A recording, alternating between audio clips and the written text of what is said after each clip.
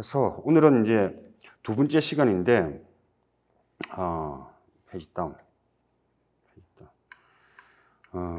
이 보면, 올해 부동산 시장의 주요 변수, 그 다음 투자 심리와 정책 인사이트, 그 다음 수치로 전망하는 상승과 하락 분석, 이렇게 크게 세 개의 챕터로 구성이 되어 있습니다.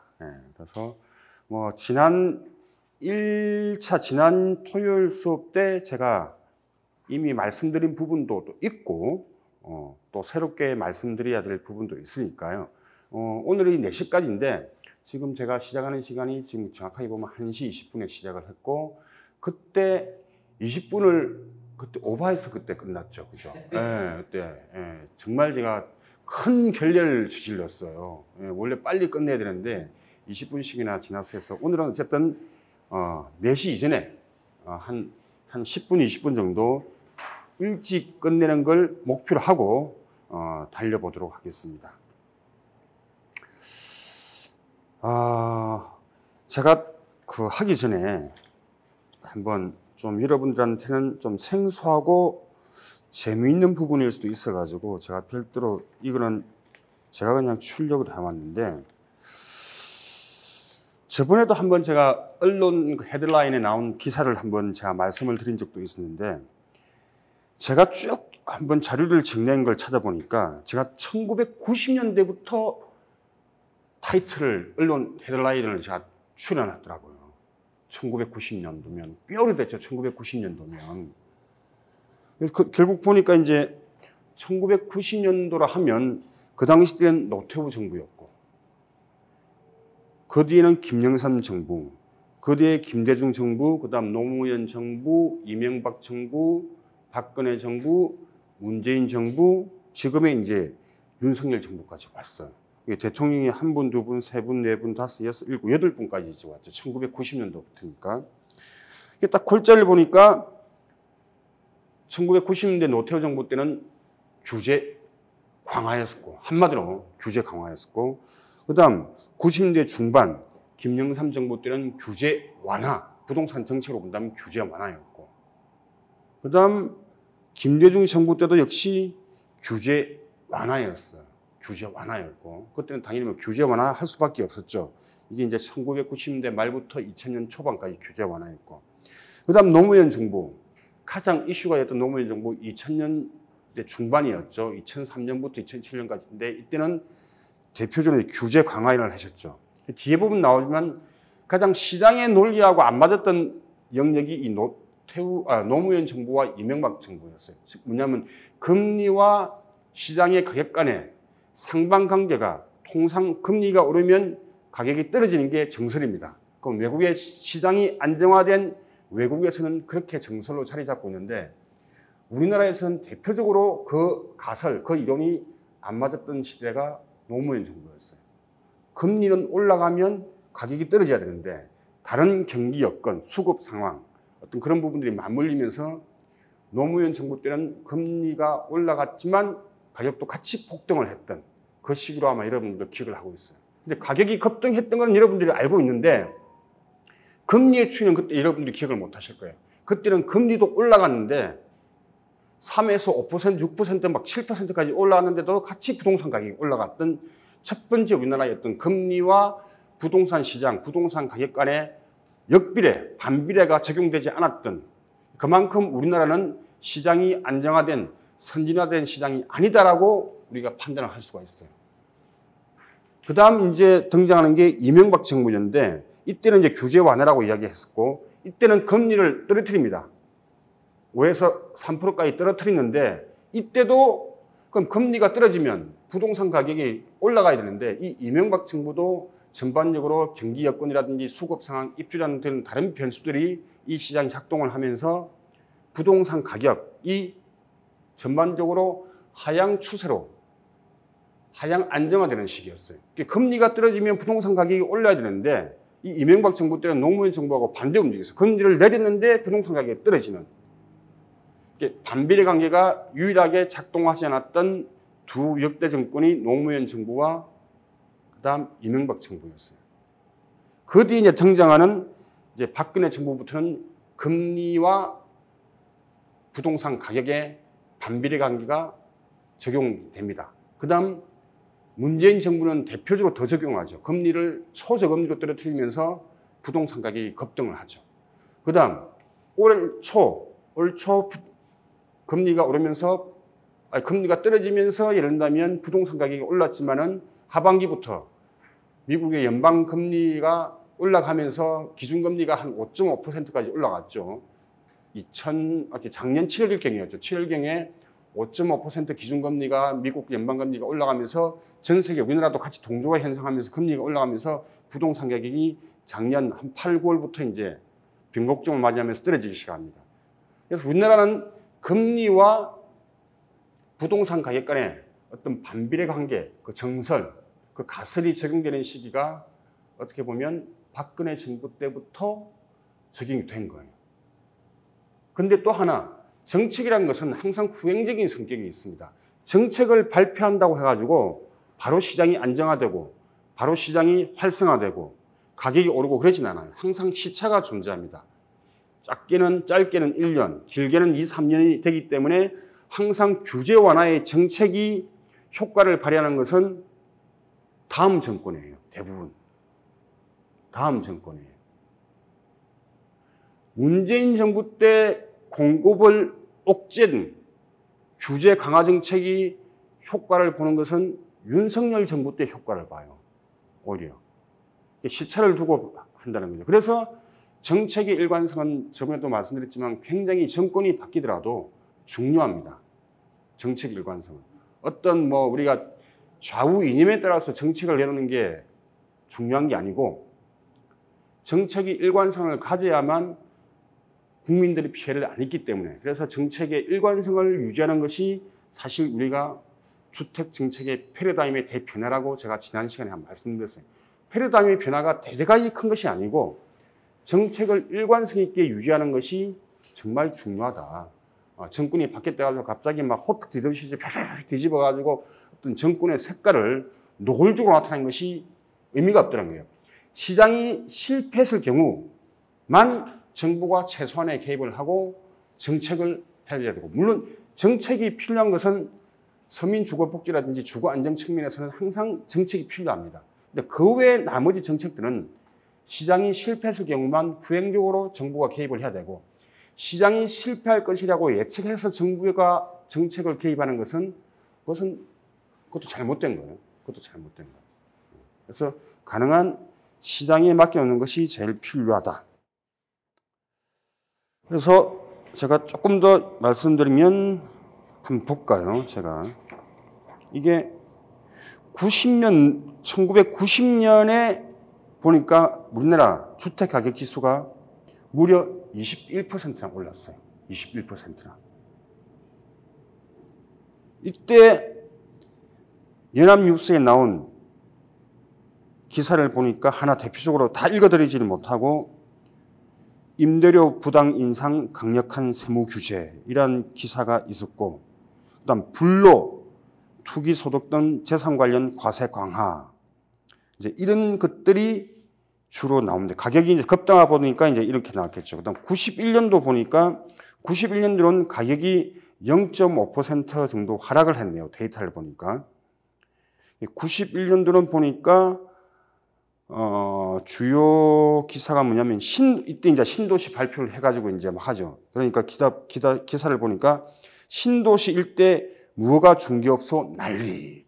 지금은 사실 이런 헤드라인 기사를 거의 찾아볼 수가 없을 거예요. 91년도다 보니까 신도시 일대 무허가 중개업소 난리 이래 돼 있고, 그다음 개인 여윳돈 채권 시장으로 몰린다 이렇게 또 기사가 난 게 있고, 92년도를 보니까 약 5% 가격이 떨어졌네요. 92년도에는 5% 가격이 떨어졌네요. 많이 떨어졌죠.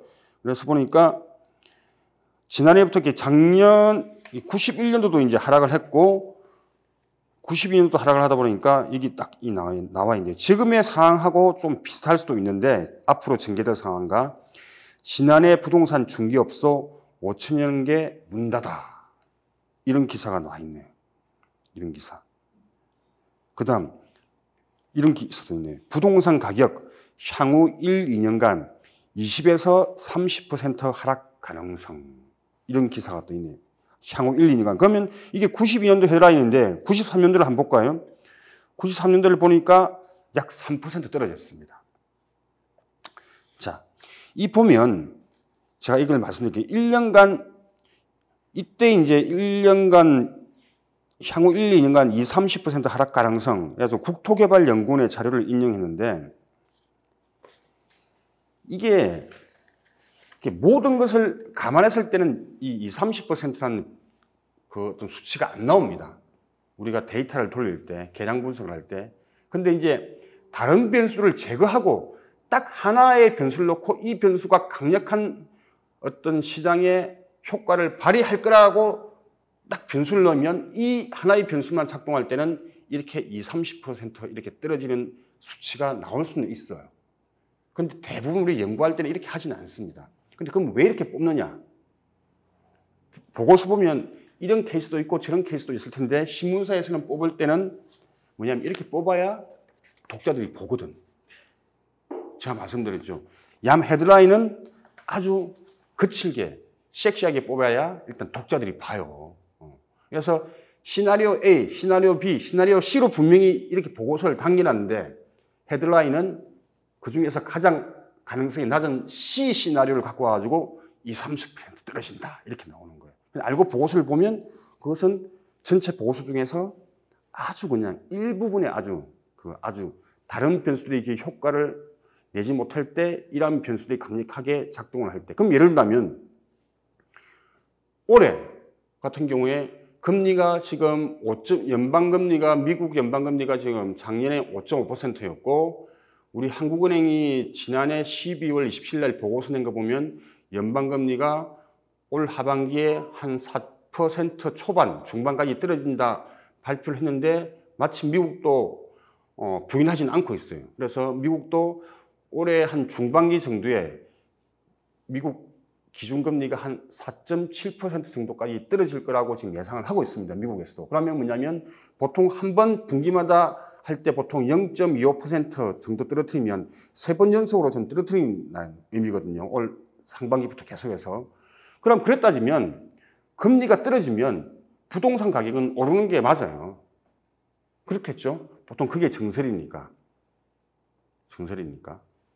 그 다음 지금 입주량도 사상 최저라고 그랬고 서울만 따지보면 그럼 가격이 오르는 게 맞는데 지금 금리 자체가 여전히 주택담보대출 금리는 아직까지 부담스럽고 그 다음 워낙 투자 심리가 지금 위축되어 있다 보니까 지금 당장 상반기 때 그렇게 가격이 오르지는 못할 것이라고 보고 있는 거죠. 그래서 대부분의 지금 전망치들이 다소간의 수치상은 차이가 있겠지만 지금 상저하고라고 보고 있는 거죠.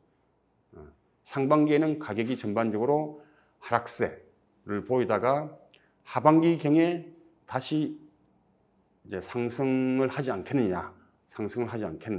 저는 그 변곡점이 한 1년 정도 텀을 보고 있기 때문에 올해 한 10월경부터 주택 매매 가격 지수는 다시 변동률로 본다면 다시 플러스로 돌아서지 않겠느냐. 물론 중간중간에 플러스는 생기겠죠. 근데 전반적으로는 변동률이 조금 마이너스를 가면서 약간 가격 자체는 안정화되면서 정상적인 어떤 플러스로 돌아서는 것은 올해 10월경이 아니겠느냐라고 이제 예상은 합니다만 원래 전망은 틀리라고 있는 거기 때문에 혹시 제가 올 12월 달에 다시 특강을 하게 된다면 전망이 틀렸더라고 아마 또 이야기할 겁니다. 하여튼 그런 상황입니다. 그리고 93년도에 아까 3% 떨어졌다 그랬죠. 이때 93년도에 보니까 부동산 경기 침체 장기화 조짐 이렇게 되어 있습니다. 그 다음 이때 보니까 시장이 안 좋으니까 요즘은 이런 용어를 안 쓰긴 하는데 아파트 덤핑 판매 경쟁 가열 이런 단어도 쓰고 있어요. 아파트 덤핑 판매 경쟁 가열. 미분양 생기다 보니까 막 이렇게 이제 덤핑 판매를 하겠죠. 그러다 보니까 93년도에 미분양 아파트 약 7만 5천 가구에 달해 이렇게 나와 있습니다. 그럼 94년도 가격을 보니까 이때는 마이너스 0.1% 하락. 이렇게 거의 이제 변동이 없다는 의미죠. 하지만 그럼에도 불구하고 미분양 아파트 계속 증가. 그다음 이제 정부 업계 부동산 값 전망 엇갈려라는 게 나옵니다.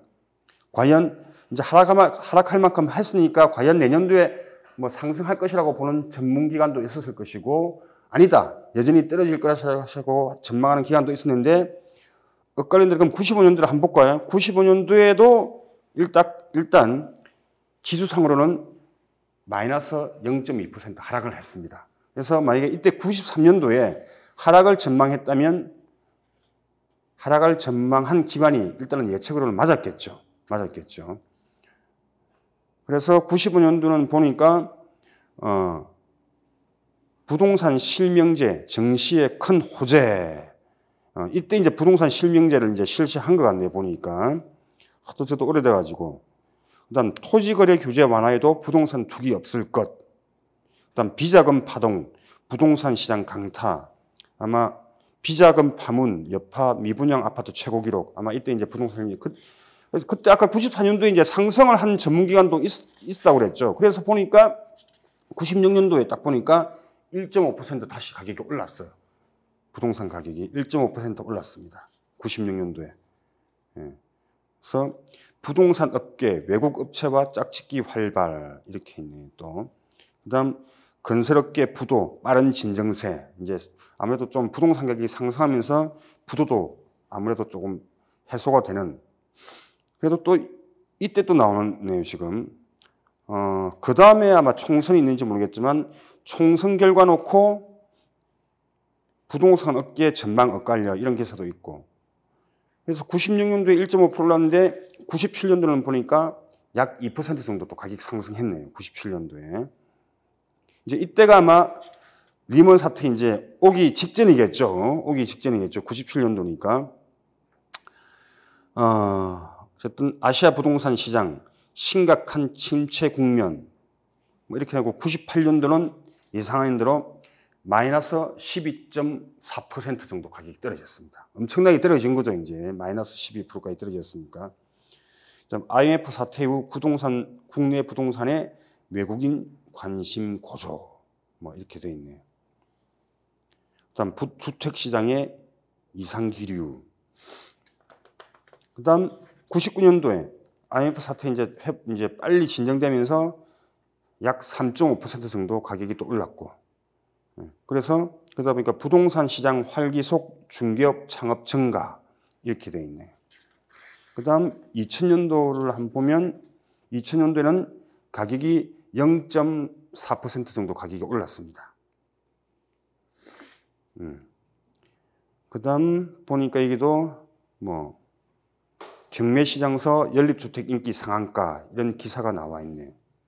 그다음 2001년도 보면 약 10% 정도 가격이 올랐어요. 2001년도에는 이제 IMF 사태를 이제 일단 완전히 이제 회복한 거죠. 그래서 부동산 시장 돈바람 솔솔 이런 헤드라인도 있습니다.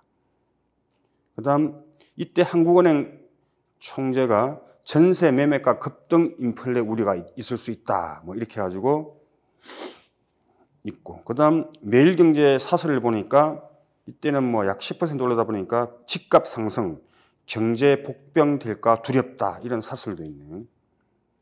그래서 2002년도에는 무려 16.4% 정도까지 가격이 또 상승합니다.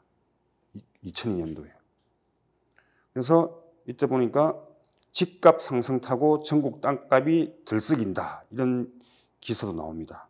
그러다 보니까 덩달아 해외 교포도 국내 부동산 사자라는 헤드라인 기사가 또 있네요, 보니까.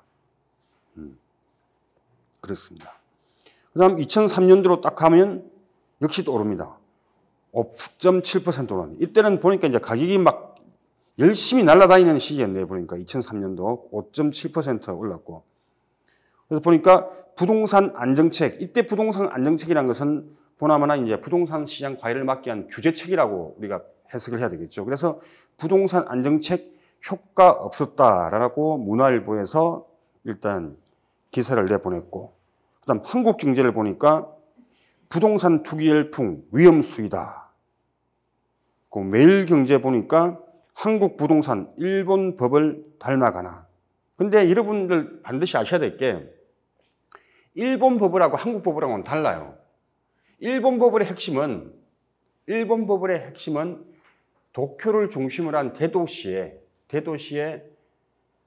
오피스, 상업시설이 가격이 많이 오르고 그에 대해서 대출을 못 갚아서 오는 버블이었고 우리나라는 오피스보다는 항상 아파트 가격 문제이기 때문에 좀 그러니까 일본의 버블의 어떤 대간을 딱 잡아당긴 그 부동산의 형태가 그쪽은 상업용 빌딩이었다면 우리나라는 상업용 빌딩이 아닌 아파트라는 어떤 부동산 형태라서 어떤 부동산 버블을 갖는 추세는 비슷하지만 그 내용을 속열되다 보면 전혀 다른 내용이에요. 전혀 다른 내용이기 때문에 항상 그것을 우리는 좀 알고는 있어야 될 것 같아요.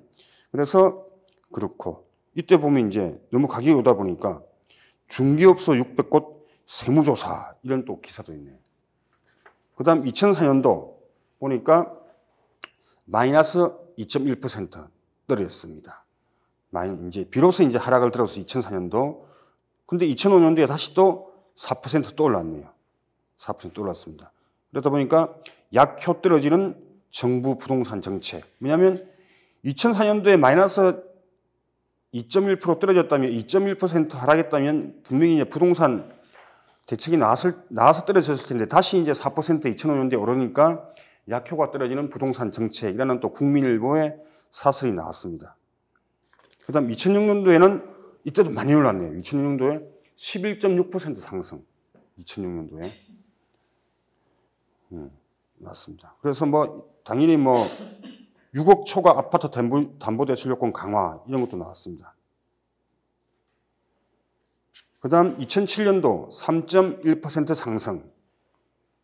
3.1% 상승. 그래서 조금 이제 예를 들면 11% 오르다가 3.1% 정도 이 상승폭이 줄다 보니까 이런 기사가 나오네요. MBN에서는 부동산 전문가들 부동산 급락 염려 없다라고 이제 주장을 하는 거 있고.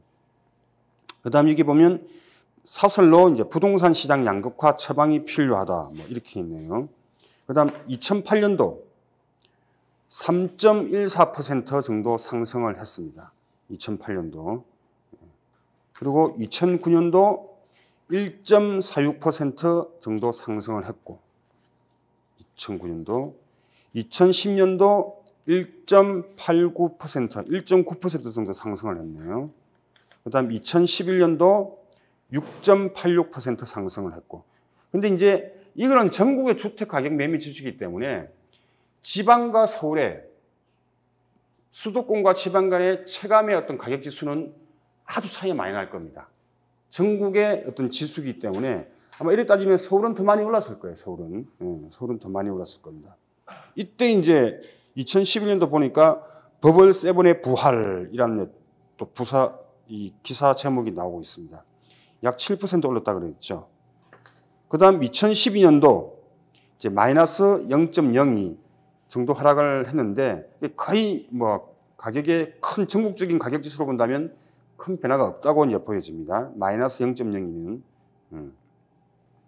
이 보니까 나오는 2012년도에 박원순 부동산 정책에 강남 재건축 주민들 반발 이런 기사가 나옵니다.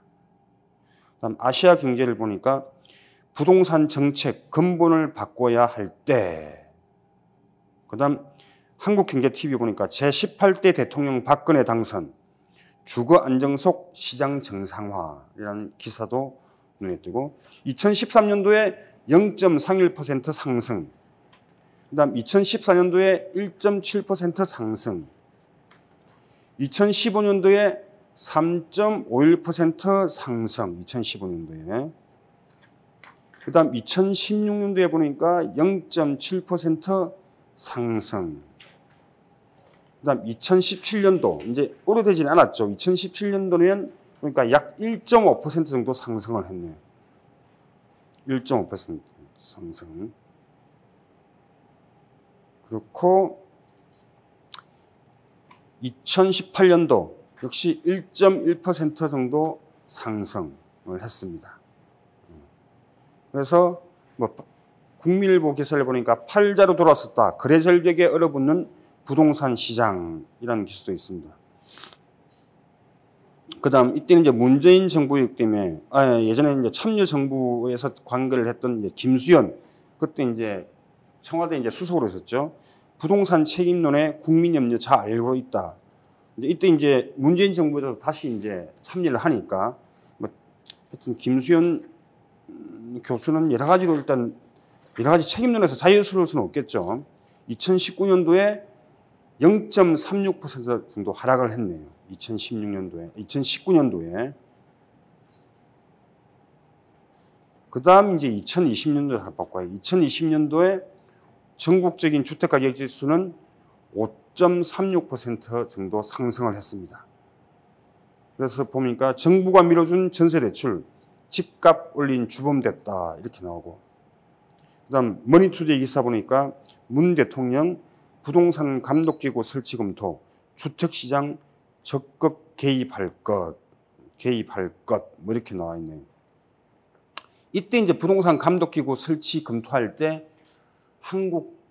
그때는 이제 한국 이름이 제 기억상은 이때도 역시 한국감정원이었을 거예요. 그런데 이제 부동산 감독기구 설치 노면에서 이제 한국감정원을 부동산 감독원으로 이름을 바꿀까 여러 가지 이름 병칭 작업이 있었습니다. 한국감정원은 이제 감정평가를 안 하기 때문에 감정원이라는 이름을 쓰기에 좀 문제가 있었다는 걸 알고 있죠. 근데 이제 감정평가를 관리감독을 하니까 또 감정원을 쓰는 것도 문제가 없다. 근데 이제 전체적인 부동산 시장을 또 관리감독을 해야 되는데 그럼 차라리 부동산 감독원이 낫지 않냐. 근데 부동산 감독원은 한때면 그럼 국토부 산하기관이 될 수가 없어요. 여러분들 금융감독원은 어디에도 소속된 기관 안 해요. 무자본 특수법인이라 그래가지고 금융위원회에 소속된 것도 아니고 기획재정부에 소속된 것도 아니에요. 그러면 한국감정원이 부동산 감독업 되면 국토교통부에서 따로 떨어져 나와야 되는데 또 국토교통부는 그걸 반대하죠. 싫어하죠. 자기 산하기관을 두고 싶어 하죠. 그래서 부동산 감독원이 딱 데려다 보니까 국토교통부가 야 그럼 한국감정원이 너무 세지는 거 아니냐? 반대. 너무 세진다는 거죠. 그럼 부동산 조사원 이때 조사라는 것은 서베이가 아니고 인베스티게이터 조사 그야말로 우리가 경찰이 조사하듯이 그런 조사원으로 하자. 근데 일반 국민들이 느끼는 그럼 부동산 조사원 하면 이름에서 너무 힘이 없어진다. 단순히 국민들이 보기에는 서베이라는 개념으로 오해를 할 수가 있다. 인베스티게이터가 아니고 부동산 시장을 관리 감독하는 조사원이 아닌 그냥 가격만 조사하는 서베이 기관으로 오해할 수도 있으니까 부동산 조사원도 이름이 안 맞는 것 같다. 그럼 넓은 의미에서 다 포괄하는 걸로 한국부동산원으로 하자. 그래서 이름이 한국부동산원법이 생기면서 한국부동산원이라고 땅땅땅 당첨이 된 거였어요. 사연이 많아요. 이 한국부동산원으로 된 거에 대해서는.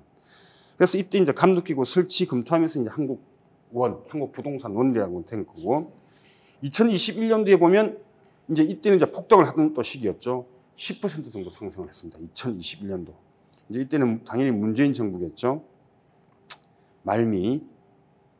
그래서 2030년 영끌족. 금리는 계속 오르는데 잠이 안 옵니다. 뭐 등등이 있긴. 강남 3구 재건축 단지 상승세 여전. 그 다음 이제 2022년도 가격이 떨어졌다는 것은 여러분 다 기억하고 있을 거예요. 이때 이제 약 5% 정도 하락을 했습니다. 2022년도. 그리고 작년 2023년은 하반기 때 가격이 떨어지면서 주택가격 지수는 마이너스 3% 정도. 약 마이너스 3.5% 정도. 3.5% 정도 하락한 걸로 나옵니다. 주택가격 지수가. 이제 올해는 이제 지켜봐야 되겠죠. 올해. 그래서 지금 좀 시간인데 어떻게 보면 지난 1990년대부터 지금은 이제 기억이 가물가물하는 그때부터 기사 헤드라인을 보면서 한번 가격 추이를 봤어요. 근데 전반적으로 보면 어쨌든 1990년 이후부터 작년까지 보면 수치상으로는 플러스가 많죠. 이제 이런 시장의 변수들은 직접 개입에 따른 변수, 간접 개입에 따른 변수 크게 나는데 이거는 한번 읽어보시면 되실 거예요. 이런 것들이 이제 주로 이제 부동산 시장 가격에 영향을 미치는 변수다. 어떻게 보면 거시적인 변수들이죠. 거시적인 변수들이고. 그 다음 이제 보면 이런 게 사실 부동산 시장의 거시적인 변수 외에 개별 아파트에 우리가 소위 말하는 강남 상구, 강남 서초 송파죠. 물론 속파도 이제 강남 상구에 들어가는데, 여튼 그런 쪽에 아파트들이 많이 뜨는 건 어떻게 보면 미시적인 변수들인데, 이런 것들이에요. 저는 흔히 이거 이렇게 전망, 조망, 인테리어 스타일, 내부 평면 규조, 그 다음 부대 시설, 단지 배치향, 빌트인 가구, 이제 마감재 수준, 광장 녹지, 외관 형태, 이런 것들이 개별 아파트에 더 영향을 미칠 수도 있어요. 실제 또 더 영향을 미치고. 그래서 보통 이제 근대, 쾌신, 가교. 이렇게 보통 제가 여기 저는 브랜드까지 더 붙입니다. 가까울 이제 역세권. 되게 중요해요. 근대, 대단지 여부. 당연히 대단지가 가격이 오르되, 근대, 쾌, 조망, 쾌적함, 쾌. 근데 그런 경우에서 예전에 그거죠. 천당 아래 분당. 천당 아래 분당이라고, 분당에 맞먹는 어딥니까? 금토산 일쪽에 광교 신도시 때 예전에 분양하다 보면 막 여러 가지를 분양할 때는 약간 과대 광고적인 요소가 있어요. 뭐 골프장 조망권 막 그렇게 해보는데 그다음 무슨 또 뭡니까? 뭐 지류, 강 조망권. 그래서 현장에 막상 가보면 만원경으로 봐야 골프장 나무가 보여요. 그리고 골프공도 만원경으로 봐야 보일랑말랑해요. 그러니까 그런 것들 막 골프장 조망권이라고 막 선전을 해요. 현장 안 가보면 그걸 쏘가서 사는 거예요. 그 다음 무슨 강 조망권인데 가보면 요만한 도랑이에요. 이걸 무슨 조망권이라고 하죠. 강 조망권이라고 또 과대한 거하고. 근데 그만큼 이제 부동산은 로케이션 입지가 그만큼 중요하고 어떤 현장 임장 활동이 그만큼 중요하다는 거죠. 예, 근대, 쾌, 새 아파트냐, 신축 아파트냐.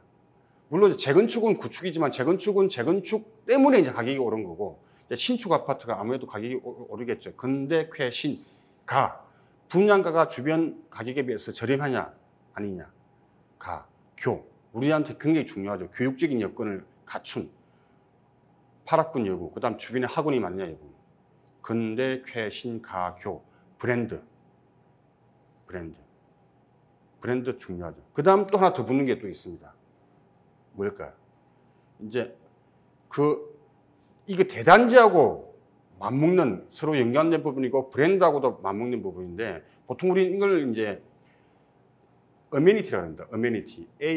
AMENITY, 어메니티라고 하는데, 그 단지의 인프라, 예를 들면 조식 서비스를 하고, 그 다음 요즘 대표적으로 조식 서비스 하는 데가 강남 쪽에는 많이 있죠.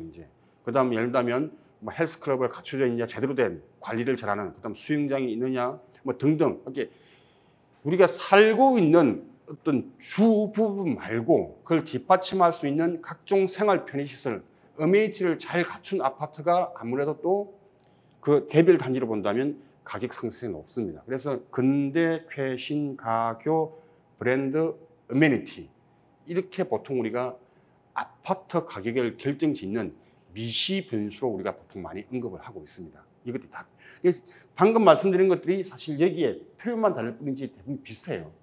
비슷합니다. 그래서 보통 아까 말씀드린 그런 변수, 근대, 쾌신, 가교, 이걸 변수로 삼습니다. 그 다음 부동산 가격을 종속 변수로 삼습니다. 방금 말씀드린 것은 다 내부 외생 변수죠. 아까 부동산 가격은 종속 변수, 이러한 내생 변수 때문에 종속되는, 결정되는 변수가 가격입니다. 이걸 보통 우리가 회귀 분석을 합니다. 회귀 분석을 하면 이러한 변수들이 다 영향을 미치더라라고 계량 통계적인 분석으로 나오죠. 여기서 보면 예를 들면 서울 같은 경우에는 교육적인 변수가 1을 넘는 경우도 있어요. 훨씬 더 영향이 미치는 거죠. 예를 들면 신축이 영향력이 0.3이라면 교육이 1, 이렇게 3배 이상 영향을 미치기도 합니다. 그럼 예를 들면 또 부동산은 내가 서브마켓 시장이라고 했죠. 하부 단위 시장입니다. 부동산은 전국으로 말하는 건 큰 의미가 없어요. 그럼 예를 들면 부산으로 가보니까 부산에서는 지하철이 교육보다는 더 큰 영향을 미치더라. 그래서 예를 들면 지하철 역세권이 한 0.7이라면 교육이 0.3일 수도 있고 그런 거죠. 대전에서는 브랜드가 한 1까지 올라가더라. 그래서 이것은 영향을 미치지만 지역마다 영향을 미치는 변수의 크기는 다 달리 나옵니다. 똑같이 나올 수가 없어요. 똑같이 나올 수가 없습니다. 그래서 이러한 부분들도 또 소득, 개인으로 따지면 소득, 얼마만큼 그 해당 지역에 고소득자가 많으냐. 그것도 당연히 부동산의 매수이력과 관계이기 때문에 영향을 미치는 요소이고, 또 부채 수준도 당연히 영향을 미치고, 그 다음 보유하고 있는 현금, 소득하고 관계되어 있지만 어쨌든 소득은 달달이 들어오는 그런 어떤 캐시플로우고, 지금 보유하고 있는 정기예금이라든지 혹은 CM이라든지 RP라든지 발행음이라든지 그런 쪽으로 보유하고 있는 현금이 얼만큼 갖고 있는지, 이러한 것들도 다 해당 지역의 부동산 시장에 영향을 미치는 요인이고, 제가 지난 시간에 말씀드렸던 이 상속 증여도 영향을 미칩니다. 예를 들면 전반적으로 우리나라는 상속 증여의 경향이 강하다고 말씀드렸지만 이것도 지역마다 차이가 있을 수는 있어요. 부산이 더 강할 수도 있고 서울은 약할 수도 있고, 저 강원도 태백 쪽은 상속 증여가 또 더 강하게 나타날 수도 있고 그럴 수 있어요. 이게 뭐냐면 제가 말씀드린 에이징 인 플레이스 이론하고 맞먹는다 그랬어요. 에이징 인 플레이스 이론은 나이가 들면 들수록 해당 지역에서 이사를 하지 않고 그 해당 지역에서 주변 네이버후드, 이웃과 같이 삶을 지속적으로 행복하게 살고 싶어하는 인간의 어떤 바람, 그것이 이제 에이징 인 플레이스, 한 장소 플레이스에서 계속 나이가 들어가면서 살고 싶다. 이 에이징 인 플레이스가 아무래도 수도권 도시보다는 아무래도 조금 지방으로 갈수록 더 심할 수도 있습니다. 근데 예를 들면 또 반드시 그렇지도 않을 수 있어요. 지금은 제가 뭐냐면 작년 11월 달에 제가 영월에 한번 여행을 간 적이 있습니다. 지인들하고 후배들하고 몇 명이 모여서 영월에 갔었는데, 충주 바로 위쪽에 있죠. 강원도 맨 아래쪽인데 가보니까 없어요. 젊은 분들이 아무도 없어요. 다 연세 드신 분들이에요. 연세 드신 분들. 근데 이분들은 성향상 에이징 인 플레이스 할 가능성이 굉장히 높죠. 수도권으로 다시 자녀분들 따라서 서울로 진입한다든지 수도권으로 온다든지 할 가능성은 굉장히 낮을 거예요. 낮을 거예요. 근데 이분들 같은 경우에 과연 또 상속 증여를 많이 할까 하는 의구심도 좀 들었어요. 자식들한테. 근데 가만히 놔두면 아마 연세 들으셔가지고 병환이 들거나 자연사를 하더라도 아마 그 주택은 처분하지 않는 이상 자연적으로 상속 증여가 또 될 가능성이 또 높을 거는 같고. 그래. 뭐냐면 제가 보상 관련해서 이제 자문을 해주다 보면 자식들이 이게 이미 망자인 분들이 꽤 많아요. 토지 같은 경우에. 예를 들면 평으로 그냥 이야기할게요. 평으로 말씀드리는 게 훨씬 이해가 빠를 테니까. 예를 들면 한 10,000평의 전답이 있다. 혹은 한 30,000평의 임야가 있다. 그런데 주민번호가 예전에 이 전산화시키면서 등기부등본, 지금은 등기사항 전부 증명서. 거기 보면 주민번호가 없는 분들이 꽤 있어요. 근데 그런 분들은 거의 10중 8구 망자들이에요. 근데 저희가 이제 법무사를 통해 가지고 그 망자의 후손들을 찾아냅니다. 그 망자들의 후손 찾아내는 게 한 일주일 정도, 짧게는 2주, 길게는 한 달 이상 걸리는데, 모든 이제 가족관계 정문서 족보들을 이제 법무사가 다 보고 파악을 합니다. 그러면 이제 그 망자의 이제 사손이 있겠죠. 그 다음 또 자손이 있고, 또 후손이 있고, 그러면 또 3대에 걸쳐서 이제 찾아내면, 이제 다 법정대로 이제 지분을 계산합니다. 그럼 258분의 1도 나오는 경우도 있고, 등등이 있는데, 몰라요. 토지가 있다는 걸 몰라. 자녀분들은. 저희가 이제 연락하면, 해당 지자체에서 연락하면 비로소, 그 땅이 있구나. 근데 예를 들면, 법정 상속 내지 협의 상속을 하려면, 법무사의 도움을 받아서 상속을 해야 되는데, 그게 자녀분들이 다 모아가지고 법정 상속하기가 쉽지 않아요. 그럼 한쪽으로 이제 몰아야 되는데, 그럼 한쪽으로 몰면 다 모여가지고 인감정리해서 다 줘가지고 한 사람으로 법정 상속을 해야 되는데, 아니, 협의 상속을 해야 되는데 그것도 또 대부분 하질 못해요. 그럼 결국 어떻게 하냐? 법원 공탁으로 넘어갑니다. 공탁 넘어가면 법원에서 법정 상속분대로 쫙 쪼개서 그 해당인들한테 이제 그거 공탁 재결서를 넘겨가죠. 아, 당신한테는 이렇게 해가지고 법정 상속, 예를 들면 뭐 보상금이 지금 10억이 산정됐는데 당신은 예를 들면 10분의 1이니까 뭐 1억을 공탁했으니까 찾아가시오. 그래서 상속받는 경우가 꽤 많습니다. 보상에서 본다면. 그 후손들은 할아버지나 고조 할아버지를 잘 두신 분들이겠죠. 갑자기 1억이 생기는 거예요. 갑자기. 의외로 많아요. 의외로. 그러고 또 찾다 보면 저희가 상식적으로 1901년생이면 돌아가셨다고 생각하겠죠. 그죠? 거의. 그렇죠. 1901년생이면. 그런데 모든 서류가 없어요. 이럴 경우에는 법적으로 망자라고 추정을 못합니다. 죽었다는 증거가 없기 때문에. 심정적으로는 1901년생, 1903년생, 저도 최근에 한번 봤는데 1907년생까지 봤는데 최고 오래된 게 1901년생. 근데 그거예요. 서류가 어디에도 망자라고 입증되지 않기 때문에 이분은 살아계신 거라고 추정을 합니다. 그래서 공탁 같은 경우에는 이분 앞으로 공탁을 해요. 뭐 보상금이 100억이라면 그냥 이분한테 그냥. 그런데 못 찾아가죠. 그럼 이건 10년 동안 못 찾아가면 100억은 고스란히 국고로 들어갑니다. 10년 동안. 없어요. 후손들은 찾아낼 수는 있어요. 찾아냈는데 뭐냐면 이분은 망자가 아니기 때문에, 지금 망자가 아니기 때문에 후손들한테 그 보상금을 법정 지분대로 줄 수가 없습니다. 법정대로 지분 줄 수가 없어요. 그런 케이스도 가끔씩 등장을 합니다. 그런 경우에는 상속을 못 하는 거죠. 그 다음, 이제 2014년 주택 가격을 좌우할 변수로 제가 이제 5대 변수라고 지난 시간에 말씀드렸고, 보면 이제 첫 번째가 금리, 두 번째가 입주량, 세 번째가 전세가, 네 번째가 부동산 규제 중에서 특히 재개발, 재건축 규제, 다섯 번째는 뭘까요? 다섯 번째. 제가 이렇게 네 개만 적었습니다. 다섯 번째는 뭐라고 생각합니까? 올해입니다. 올해 주택시장을 좌우할, 물론 여기서 두 가지 정도를 언급을 할 거예요. 언급을 할 건데, 그 두 가지는 제가 일단 5대 변수에는 뺐습니다. 7대 변수라면 두 가지 더 넣었어요. 5대 변수에서 이게 하나 지금 빠져있는 게 뭘까요? 힌트를 하나 드릴까요?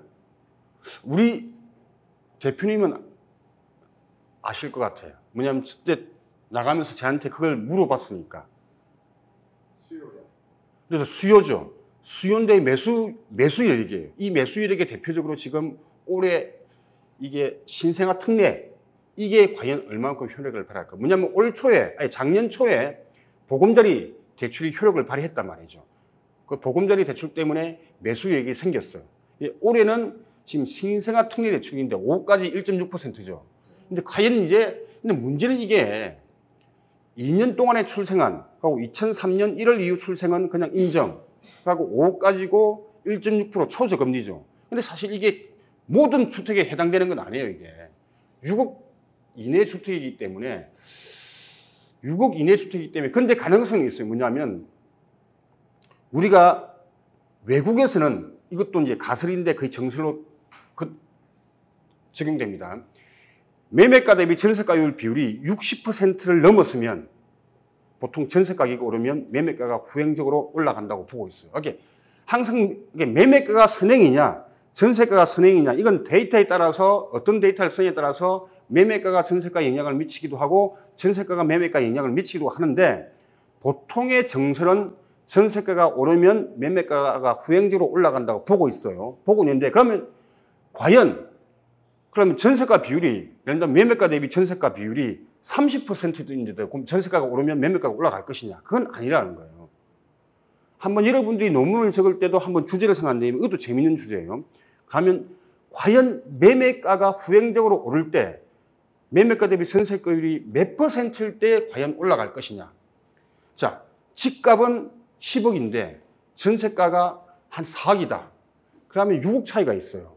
그럼 전세가가 3억이 4억 된다고 해도 매매가가 올라갈까요? 그건 안 올라가요. 거의 영향을 못 미쳐요. 근데 우리나라에서는 보니까 IMF 이후부터 딱 보니까 매매가 대비 전세가 비율이 60%를 정도 딱 되면 전세가가 오르면 매매가가 거의 후행적으로 올라갔어요. 그래서 60%가 우리나라는 변곡점이라고 보시면 됩니다. 거의 60%가. 즉 매매가 대비 10억에서 주택가격이 및 전세가 6억일 때 정도 됐을 때 그 뒤에 전세가가 7억, 8억 오르면 그 뒤에 10억짜리 아파트 가격이 10억에서 뭐 한 11억, 12억 오르더라 이런 말이에요. 그래서 전세가 비율도 중요하다. 그런데 이제 이 뭐냐면 제가 왜 이 말씀 드리냐면 지금 우리 서울 시내 25개 구 중에서 매매가 대비 전세가 비율이 안 되는 구가 한 15개인가 16개인가 있어요. 뭐 예를 들면 강북구 뭐 등등등등 주로 이제 강북이 있는데 그런 지역들이 지금 매매가 대비 전세가 비율이 55에서 59예요. 그럼 이런 지역들은 조금만 더 전세가가 오른다면 이 신생아 특례 대출 때문에 강북의 집값들은 한번 올 하반기에 탁 올라갈 수도 있다는 의미이기도 해요. 60%를 넘었으면. 이제 물론 집값은 통계대로 딱딱 되지 않습니다. 통계대로 될 것 같으면 얼마나 전망이 쉬워요. 근데 우리가 다만 그렇게 이제 추세를 한번 본다는 의미겠죠. 추세의 의미니까. 네. 반대로 생각하면 네. 그만큼 전세 수요의 일부 중에 신생아 특례 쪽으로 옮기면 네. 전세 수요가 줄어들 수도 있잖아요. 그만큼. 전세 수요가 줄었는데 여기 전세가 있는데 올해 지금 전세 수요가 준다는 것은 전반큼 또 입주량이 많아야 되는데 입주량이 많아야 상대적으로 전세 수요가 줄 수 있는데 상대적으로. 근데 올해 지금 입주 물량은 서울은 16,000호, 여기 국토부 16,000호, 여기 나오죠? 한 26,000호, 아실 15,000호, 그 다음 직방이란 빅데이터 업체에서 발표한 건 13,000호. 90년 이래 최저다 보니까 일단 입주 물량이 줄면 전세 수요가 줄더라도 표시가 안 나요. 표시가 안 나죠. 입주 물량이 적기 때문에. 그래서 이게 서로 복합적으로 그 말씀이 말씀드린 게 신생아 그런 신혼부부들이 전세로 안 가고 매매로 올라타면 그럼 당연히 매매로 올라타면 조금이라도 더 이제 예를 들면 서울 쪽에서 상대적으로 6억 안팎에 있는 이제 아파트 주택, 연립 다세대 주택을 사겠죠, 이제. 근데 그럼에도 불구하고 여전히 입주량이 부족하기 때문에 이 입주량 때문에 전세 수요 부족은 상대적으로 희석이 된다는 거예요. 희석이 되고 올해 이것 때문에 아파트 가격을 올해 하락은 없다라고 또 예상을 하는 부분이에요. 그래서 금리는 제가 말씀드렸죠. 금리는 지금 어쨌든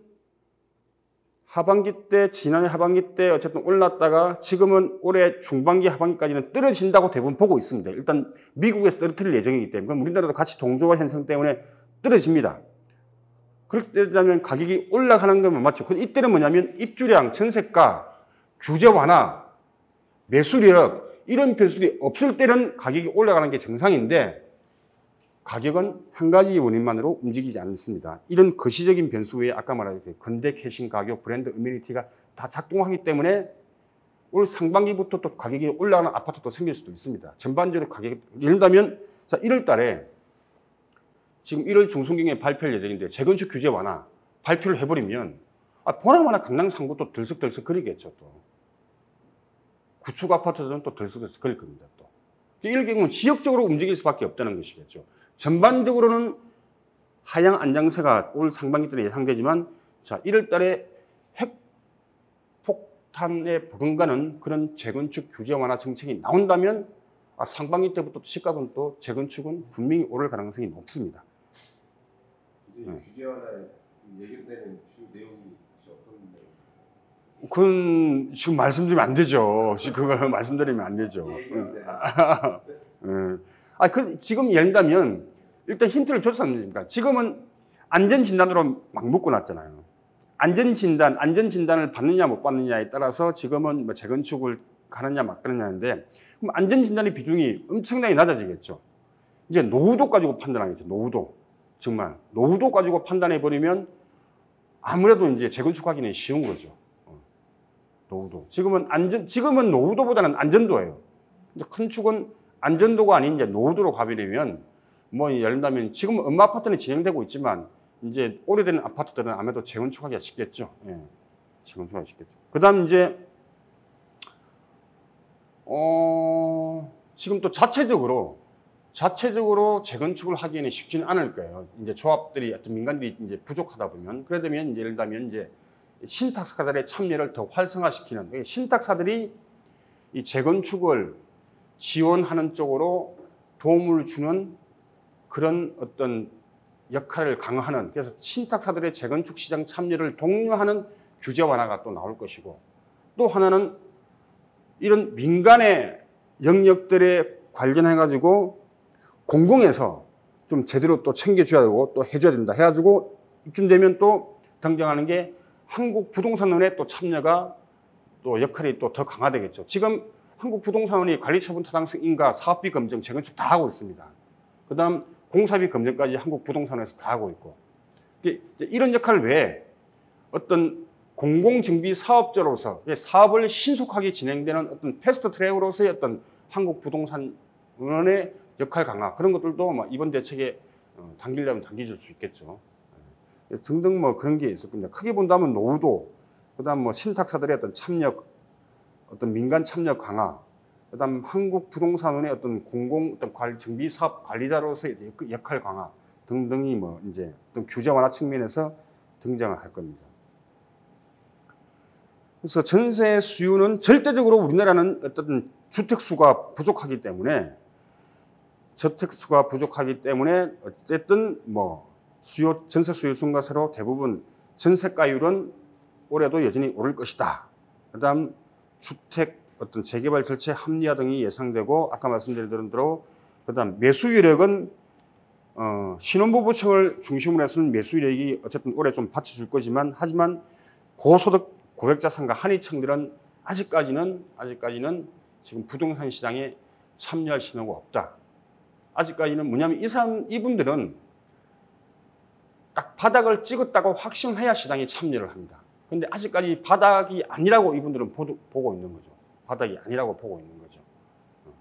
그래서 은행의 어떤 이 PB, 프라이빗 뱅크들이라든지 파이낸셜 플래너들이 아직까지는 고액자산가들한테 부동산을 그렇게 추천해주고 있지는 않습니다. 그분들이 이제 추천을 해주면 이제 어느 정도 이런 고액자산가들이 예를 들면 뭐 소형 주택이라든지 또 재개발 재건축 아파트를 투자 상품으로 해서 시장에 들어오는데 아직까지는 이분들이 적어도 상반기에는 움직일 생각이 없다. 고액자산가들이 그렇습니다. 그다음 여기서 이제 하나 더 붙는 게 부동산 침체. 금리는 상승의 요인이 될 수가 있습니다. 올해 입주량 부족도 상승의 요인이 될 수 있어요. 전세 가격이 올라가는 것도 올해는 아니지만 2, 3년 뒤에 주택 가격을 밀어 올리는 요인이 될 수가 있습니다. 근데 부동산 규제 완화도 부동산 가격 상승에 영향을 미칩니다. 그럼 부동산 가격이 올라야 되지 않느냐? 근데 아직까지는 금리가 지금 상반기부터 확 떨어지는 건 아니라는 거죠. 그래서 이러한 것들이 시차를 두고 항상 후행적으로 나타난다. 바로 즉각적으로 안 나타난다. 그래서 적어도 상반기는 안정세, 하반기 가서 이러한 것들이 복합적으로 요인들이 맞물려서 상승으로 돌아서지 않겠느냐. 근데 이제 또 두 가지 변수는 또 뭐냐. 갑자기 이제 물론 작년 초부터 등장했지만 어쨌든 최근에 강력한 이제 돌발 변수 생긴 게 이제 태형건설 워크아웃 신청을 비롯한 이 PF 보정입니다. PF 보정이 우리나라 지금 건설사들의 PF 보정 잔액이 한 120조가 되거든요.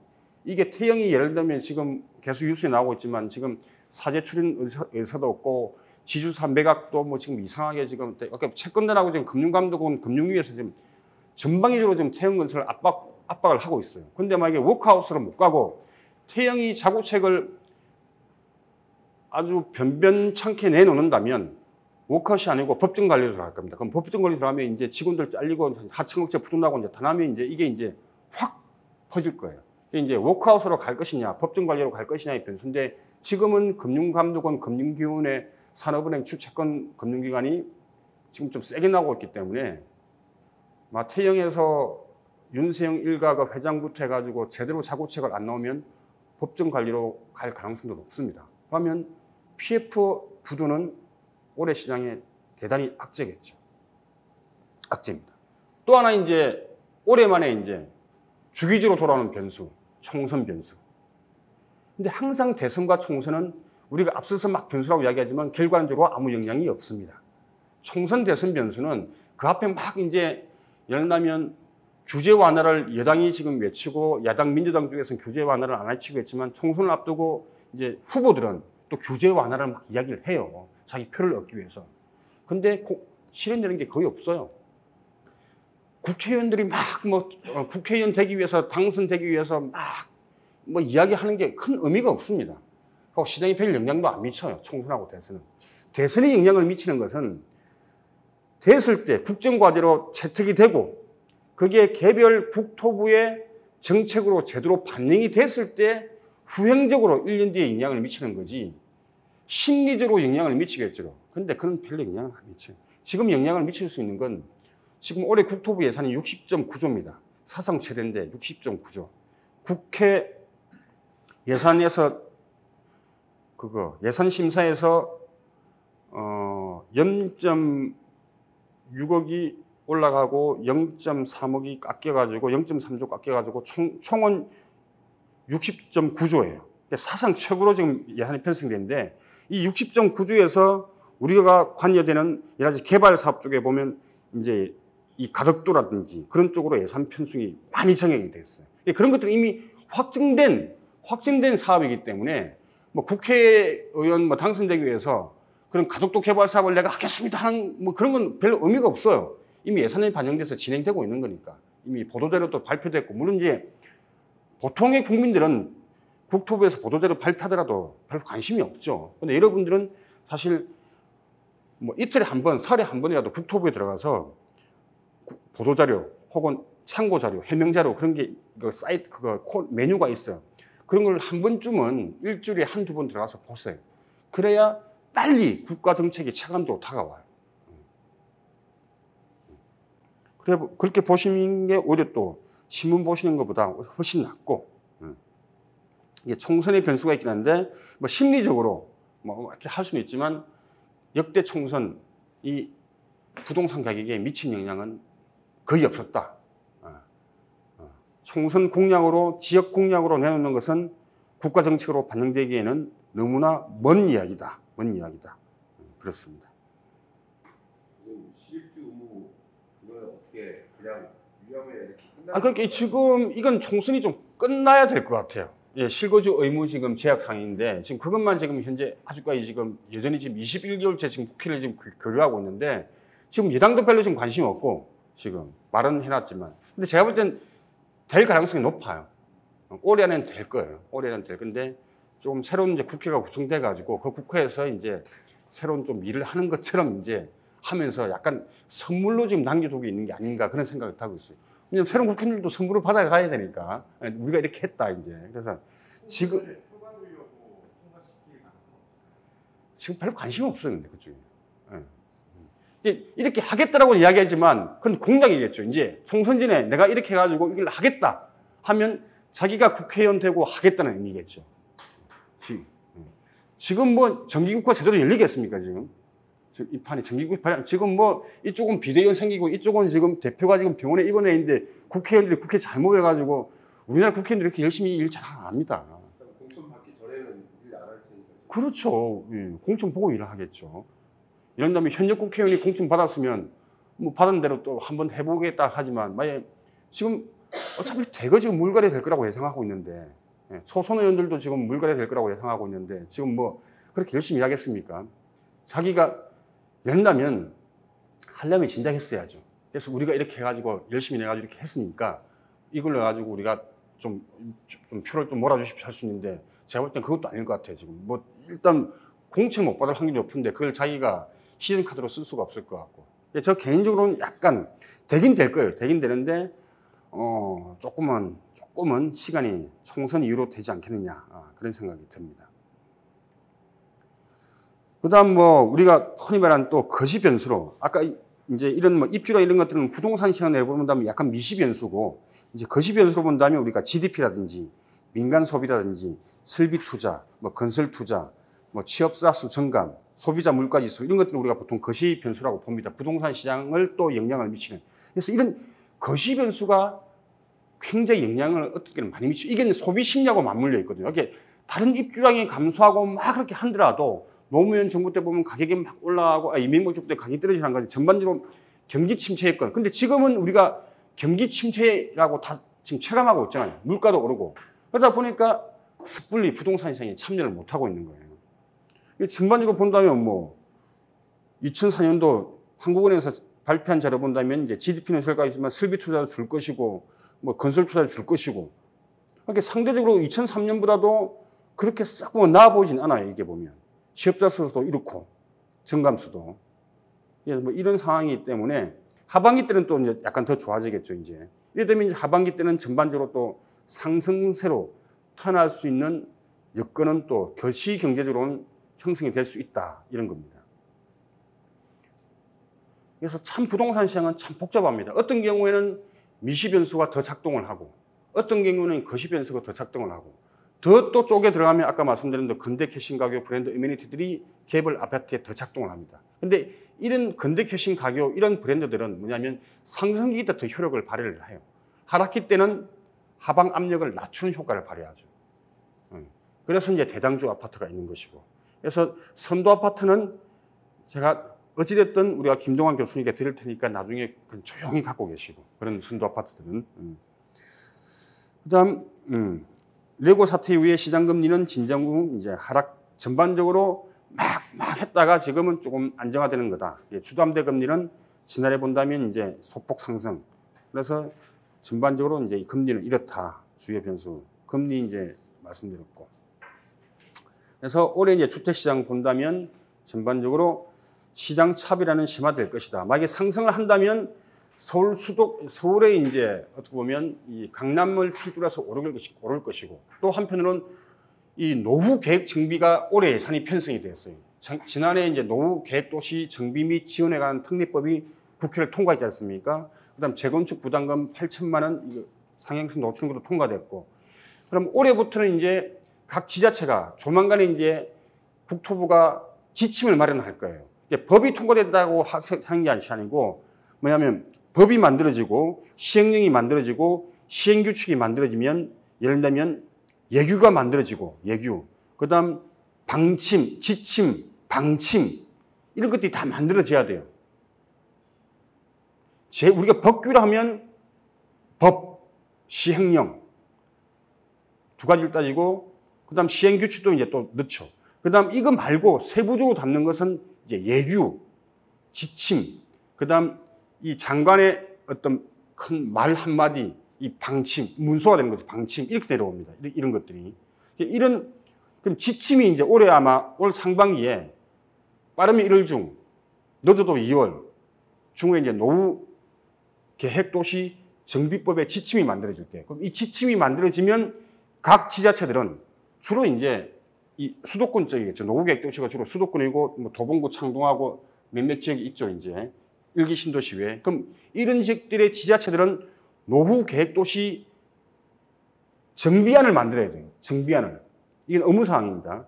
우리가 모든 걸 정비하기 위해서는 소규모 주택도시도 마찬가지고 재개발, 재건축도 마찬가지고 안을 수립을 해야 돼요. 그럼 올해 이제 안을 수립하려면 돈이 들겠죠. 그러면 이제 이것도 국토부 예산에 올해 예산 중에 편성이 되었어요. 그럼 국토부가 국비로 각 지자체들한테 뿌려줍니다. 예산을 뿌려주면 그 돈 가지고 이제 정비계획안을 수립을 해야 돼요. 근데 이제 정비계획안이 올해 수립되면 올해 안 나올 거예요. 아마 올해 내용이 발표는 안 될 겁니다. 당장 1, 2개월만 뚝뚝 만들어진 건 아니니까. 근데 이제 중간 발표를 하고 뭐 착수보고회 하고 착수보고회 하면 대강 이렇게 될 것이다. 근데 착수보고회는 뜬구름 잡는 거라서 사실 뭐 모르고 한 중간 보고회쯤 되면 이제 결말이 나옵니다. 연구의 중간 보고회는 거의 결말을 갖고 있어요. 우리가 착수보고, 중간보고, 종결보고를 하는데 중간 보고는 거의 보고서의 8, 90%가 완성됐을 때 중간 보고를 합니다. 종결 보고는 큰 의미가 없어요. 그냥 종결 보고는 이제 그냥 끝났다 그런 의미고 중간 보고 때 한 8, 90% 이제 정비기간에 나오면 그때 나올 건데 그게 제가 볼 때는 올해는 안 나올 것 같은데 어쨌든 뭐 각 지자체들이 자, 그러면 정비계획안 예산 받아서 정비계획안 우리가 용역을 발주를 했습니다. 착수를 했습니다 하면 실제 이제 시행되는 거예요. 그러면 그 노후 1기 신도시를 비롯한 노후개시 특례법에 담긴 그런 도시들은 가격이 또 약간 움직일 수 있겠죠. 당연히. 그런 요인들은 이제 분명히 있습니다. 예. 그래서 올해 이제 주택시 보면 여전히 상반기까지는 부채 부담이 있을 수 있다. 그 다음 이제 매도 매수 줄다리를 할 것이다. 그 다음 수도권 쪽으로의 매수 쏠림 현상은 여전히 심화될 것이고 우리나라는 아파트 공화국처럼 아파트 선호 현상은 강화될 것이다. 그래서 하반기 가면 갈수록 불안한 반등 속에 시장의 차별화, 양극화는 더 심화될 것이다. 제가 부동산 기사를 처음으로 적었던 때가 1998년 정도였는데 그때도 양극화라는 단어를 썼어요, 제가. 앞으로도 계속 쓸 겁니다. 양극화는 심화되면 심화되지 뭐 하늘에서 뚝 무슨 대책이 떨어지거나 뭐 지구가 반토막 나가지고 뽀개지지 않는 이상은 제가 볼 때는 양극화는 더 심화될 것이고 차별화는 더 심화될 거예요. 참으로 더 심화될 거예요. 요번에 지금 뭐 이건 뭐 정치적인 이야기 때문에 제가 뭐 언급을 뭐 그런 쪽에서 언급은 안 하겠지만 지금 보십시오. 이 요번에 이 이재명 이 대표 사태 때문에도 지금 의사계가 지금 난리 났지 않습니까? 부산 의사가 물로 하냐 한마디로 이렇게 된 거 아니에요. 저는 제가 이제 감이 있기 때문에 지난해 그 기사를 보고 딱 보고 저는 보통 보고 이제 내가 기자였다는 걸 생각하면서 반추하면서 야, 이런 기사 나올 것이다. 내가 그때 친구들하고 만나면서 야, 이거 분명히 부산 그 의사계에 가만히 있지 않을 거다. 내 같으면 그 기사 쓴다 했더니 바로 이틀 뒤에 기사 나오더라고요. 부산 의료계 반발. 아니, 뭘 이런 경우 가지고 무슨 서울대 병원에 헬기 태우고 보내요. 난 개인적으로 생각했어. 이게 난리 난다, 이거. 분명히 또 이 특혜 시비 나오겠다 싶었는데, 아야 다를까, 이렇게 기사를 찍잖아요. 그 다음, 김영대 부산 그 외상 그 센터장이 개인적으로 저희 아버님 암으로 돌아갔을 때 보살펴주는 선배님이에요. 고등학교 선배님이거든요. 저도 이제 한번 통화를 해봤죠. 했더니 막 복잡하다. 자기는 정치판에 끼고 싶지 않다 그러는데, 뭐 어쨌든 하여튼 이렇게 된 거예요. 이 의료계도 지금 이게 지역 차별화가 가속화되는데 뭐 부동산은 더 차별화되고 더 양극화되겠죠. 그건 어쩔 수 없는 현상. 그래서 투 챕터의 마지막입니다. 아우트로 마지막. 인트로는 도입 부분이고 아우트로는 이제 빠져나가는 부분이겠죠. 그래서 전반적으로 주택 수요 측면에서 본다면 적어도 상반기 때는 약세가 좀 지속될 것이다. 한 해를 놓고 본데도 강세보다는 약세가 조금 더 등호상으로 이렇게 되지 않겠느냐. 하지만 공급 여건은 어떻게 된다. 인허가 착공, 인허가 물량, 착공 물량 작년 한 해 사상 최저였어요. 어떻게 보면. 그러면 인허가 착공은 2년 뒤에 나타난 거예요. 그럼 올해 영향을 못 줍니다. 후행적으로 2025년, 2026년에 이제 주거든요. 그래서 특히 2026년은 대단히 입주 물량이 줄어요. 지금 일각에서는 2026년에 서울의 입주 물량이 1,000호 정도라고 예상하는 업체가 있습니다. 1,000호면 거의 입주 안 한다는 거예요. 2026년에 서울의 아파트 입주 물량이 1,016호인가 그래요. 나는 이게 만자가 빠지는 게 보는 게 아니래요. 그럼 거의 입주 물량이 없다는 거예요. 그러면 지금으로 본다면 2026년 경우에는 대단히 이런 여건들을 감안한다면 금리도 계속해서 올 하반기부터 떨어지고 인허가 착공 물량 줄고 입주량이 계속 줄고 하면 2026년에 되면 가격이 폭등할 수도 있어요. 폭등할 수도 있어요. 어차피 이 정부가 계속해서 규제 완화 정책을 또 내놓고 있기 때문에. 그러면 이제 뭐 올 한 상반기 끝자락, 올 하반기가 거의 바닥이라고 본다면 가격이 이제 완만하게 어느 정도 상승세를 타겠죠. 그럼 그게 이제 아까 우리가 주택가격 지수 보는 것처럼 2026년이 이 주택가격 지수로 본다면 10% 이상, 뭐 15%까지 오를 수 있는 그 시점이 될 수도 있는 거예요. 2026년. 그다음 이제 투자 심리와 정책 인사. 총선 수에 제가 아까 결과는 좀 말씀드렸죠. 현 정권이 가만히 있을까? 곧 부양책이 나올 것이라고 기대감은 항상 가지고 있지만 형성되지만 별로 결과론적으로 영향을 미친 것은 없다.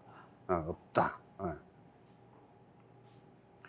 기준금리 결정과 관련하여 부동산 시장 참여자들의 금리 추이 및 정부 정책, 변화 정책 예측 가능성은 투자 심리 형성 및 합리적 의사결정은 지원을 한다. 이런 부분들이 신성호 교수 외에, 이 신성호 교수도 근대 지금 부동산 교수님이시죠. 이분도 내보다 나이가 한 살 많을 거예요. 우리 심경 교수가 69년생, 신성호 교수가 69년생, 제가 70년생. 그다음 부동산 정책과 금융위의 기준금리 정책은 상호 공조를 항상 취하고 있더라. 결과론적으로. 그래서 이런 거죠. 금융통화위원회, 즉 한국은행의 금융통화위원회의 금리, 기준금리 결정은 부동산 시장과 무관하게 결정할 것인가. 그런 가설에서부터 시작된 거예요. 가설은 우리가 쉬워야 된다 그랬죠. 가설은. 과연 한국은행이 기준금리를 결정하면서 가지고 부동산 정책을 고려할 것인가. 보니까 고려를 하더라고요. 부동산 가격이 오르거나 너무 떨어지거나 할 때는 기준금리를 같이 조정을 하더라. 전혀 부동산 시장을 도외시하고 기준금리를 결정하는 것은 아니더라. 그래서 부동산 가격이 상승하는 경우 금융통화위원회가 보통 기준금리들을 인상을 하더라. 이 기준금리 인상하더라. 그래서 이것은 총성수의 믿음과 배치되더라. 다음 유명한 쉴러 교수. 제가 말씀드린 이 2002년이라 해가지고 너무 오래됐다 그렇게 생각하시면 안 돼요.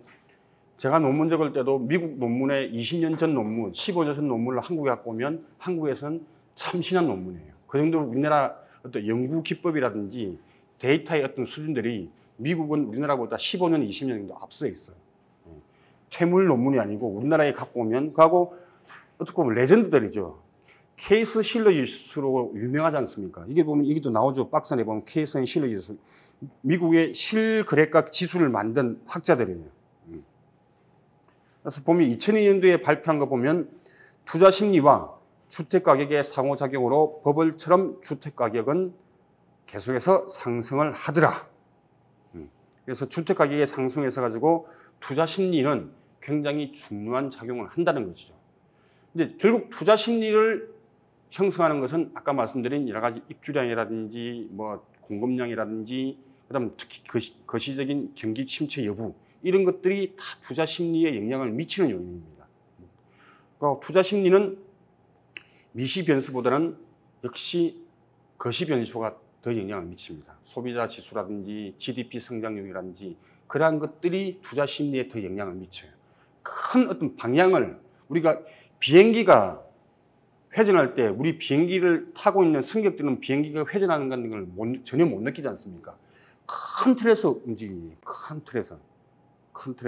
그래서 이런 경기 변수, 외적인 거시 경세들은 그런 큰 흐름을 좌우하기 때문에 투자자들은 그런 데 오히려 더 민감하게 움직여요. 더 민감해. 그런 것들을 판단을 하고 이제 미시적인 근대 쾌신 가격 브랜드 어메니티를 이제 따지고 들어가는 거죠. 이제. 그래서 이분들은 그런 큰 경제 정책을 보고 총알을 미리 이제 준비해 놓고 그러고 총알을 쏠 때는 아까 이제 미시적인 이제 이런 것들을 보는 거죠. 이제 개별 입지 단지의 조건들을 이제 보는 거죠. 이제. 주택 가격을 구매하는 사람들은 주택 가격이 지속 상승할 것이라는 과장된 기대를 갖고 있다. 당연하겠죠. 이게 뒤에 나오는 바보 이론하고 같은 맥락이에요. 바보 이론. 더 큰 바보 이론이라고 있는데 이미 아마 교환을 보신 분들도 뒤에 보신 분들은 이미 알고 있을 거예요. 사람들은 이 주택을 산다는 것은 가격을 구매하는 것과 똑같은 거예요. 그래서 내가 이 집을 산다는 것은 실거주 목적이 아닌 이 집을, 실거주도 마찬가지죠. 주택 가격을 산다는 것은 이미 그 가격이 계속 오를 것이라는 기대 심리를 갖고 보통은 산다는 것이죠. 그래서 가격이 상승하면 투자 심리가 증가하고 그에 따라서 수요가 증가하면서 또다시 가격이 상승하는 피드백 메커니즘에 의해서 버블이 발생을 한다. 네. 근데 이때 이제 버블이라는 것은 사실 버블은 눈으로 확인이 안 됩니다. 버블은 눈으로 확인이 안 돼요. 투기도 눈으로 확인이 안 돼요. 투기는 기나긴 세월이 흘러야 그때가 투기였구나. 네덜란드의 튤립 투기라든지 이런 것들도 그 당대는 알 수가 없습니다. 우리가 코인 투자도 대표적으로 코인 투자도 뭐 버블 투기라고 하지만 여전히 시장의 많은 참여자들은 거기에 또 관여를 하고 있어요. 근데 이것도 뭐 20년, 30년, 100년이 흘러야 이게 예를 들면 이리디움이라든지 뭐 다른 뭐 등등의 코인들이 폭삭 망해봐야 이게 투기란 걸 알지 지금은 투기란 건 아무도 모릅니다. 어쨌든 그런 식으로 가격이 상승하게 된다. 그리고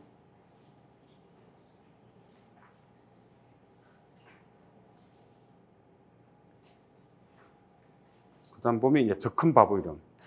투기 심리로 인해서 시장에 이상 기류가 나타난다. 더 큰 바보 이론. 케인즈가 그 유명한 정부의 개입, 정부에게 보이지 않는 손이 아닌 정부의 개입을 주장했던, 그래서 현대 자본 경제학의 태두고 아버지이죠.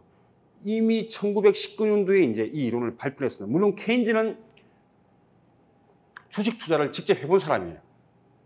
해봤기 때문에 이 이론을 발표한 거죠. 주식 투자를 해가지고 돈을 따보고도 잃기도 했어요. 아, 그래서 내가 바보였구나. 그래서 이 바보 이론이 나온 거예요. 자본시장에서 사람들이 상품의 진짜 가치를 고려하지 않고 비싼 값을 주고 사는 것은 나보다 더 큰 바보가 그걸 또 사줄 거라고 기대하기 때문에 또 그걸 산다는 거예요. 더 뒤에 자기보다 더 한 바보가 있다는 거예요. 그래서 더 그레이터 풀 C를 해가지고 더 큰 바보 이론. 여전히 자본시장에서 영향력이 있는 이론이에요. 더 큰 바보 이론. 주택시장, 부동산 시장에도 이 바보 이론이 적용되고 있고, 그래서 항상 꼭지점이 있는 것이고, 꼭지점에서 주택을 사시는 분들은 결국 최종 바보가 되는 거죠. 최종 바보가. 근데 그게 이제 자기가 바보라서 그런 게 아니고 주변 여건상 그렇게 될 수밖에 없고, 어떻게 보면 이 바보 이론의 정점이 있었던 맨 마지막 바보들은 가장 최근에 연끌을 했던 또 청년들이었고, 그래야 된 거죠. 근데 뭐 청년들이 바보라서 그런 건 아니에요. 주변 여건상 집을 안 사게 된다면 정말 또 가격이 더 올라서 영원히 집을 살 수 없을 거라는 또 그런 것 때문에 사실 집을 사게 된 것이었죠. 그래서 이 더 큰 바보 이론은 꼭 기억을 해 두시면 어디 가서 많이 이미 뭐 알고 계시겠지만 많이 좀 활용을 하실 수 있는 이론들이에요. 아까 제가 말씀드린 에이징 인 플레이스 이론이라든지 이 더 그레이터 플루 시어리 같은 거는 굉장히 이 부동산 자본시장에서 유용하게 쓰는 거다. 그래서 뭐 최근에 보면 고강도 이제 부동산 규제 또는 완화 정책을 시행하나 공급 물량 부족으로 어쨌든 2014년, 2015년, 2016년도에는 한계가 있을 수밖에 없다라고 이제 좀 예상을 하고 있습니다. 그리고 부동산 정책의 목적은 주택 가격 안정이 아니라 주거 안정이어야 됩니다. 주거 안정이 주택 정책의 목적이지 가격을 정책으로서 좌지우지하려고 하는 것은 굉장히 미련한 짓이다. 미련한 짓이다. 그래서 수도권 공급 확대 방안이라든지 상기 신도시 추진 등은 장기 로드 배경에 따라서 정권이 바뀌더라도 꾸준하게 추진돼야 되는 게 마땅하다. 그리고 어떤 심리 정책으로 본다면 뭐 여러 가지 연이은 부동산 대책이 계속 나오지만 시장이 안정화되지 않아서 어떤 정책의 긍정 효과라든지 실현성에 대해서는 굉장히 불신이 많이 팽배해 있다. 팽배해 있다.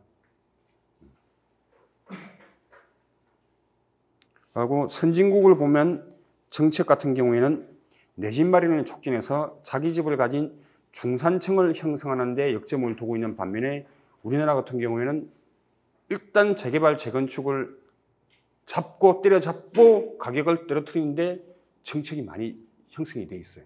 그 다음 또 규제만 할 때는 재개발, 재건축 정책 규제를 완화해서 가격을 끌어올리려고 하는 목적이 많죠. 그러다 보니까 선진국의 부동산 정책은 주거 안정인 반면에 우리나라는 가격을 어떻게든 조절해 보려는 조금 어리석은 정책 방향으로 많이 가고 있었습니다. 앞으로는 그렇게 안 돼야 되는 게 또 주택 정책의 패러다임의 변화일 수도 있습니다.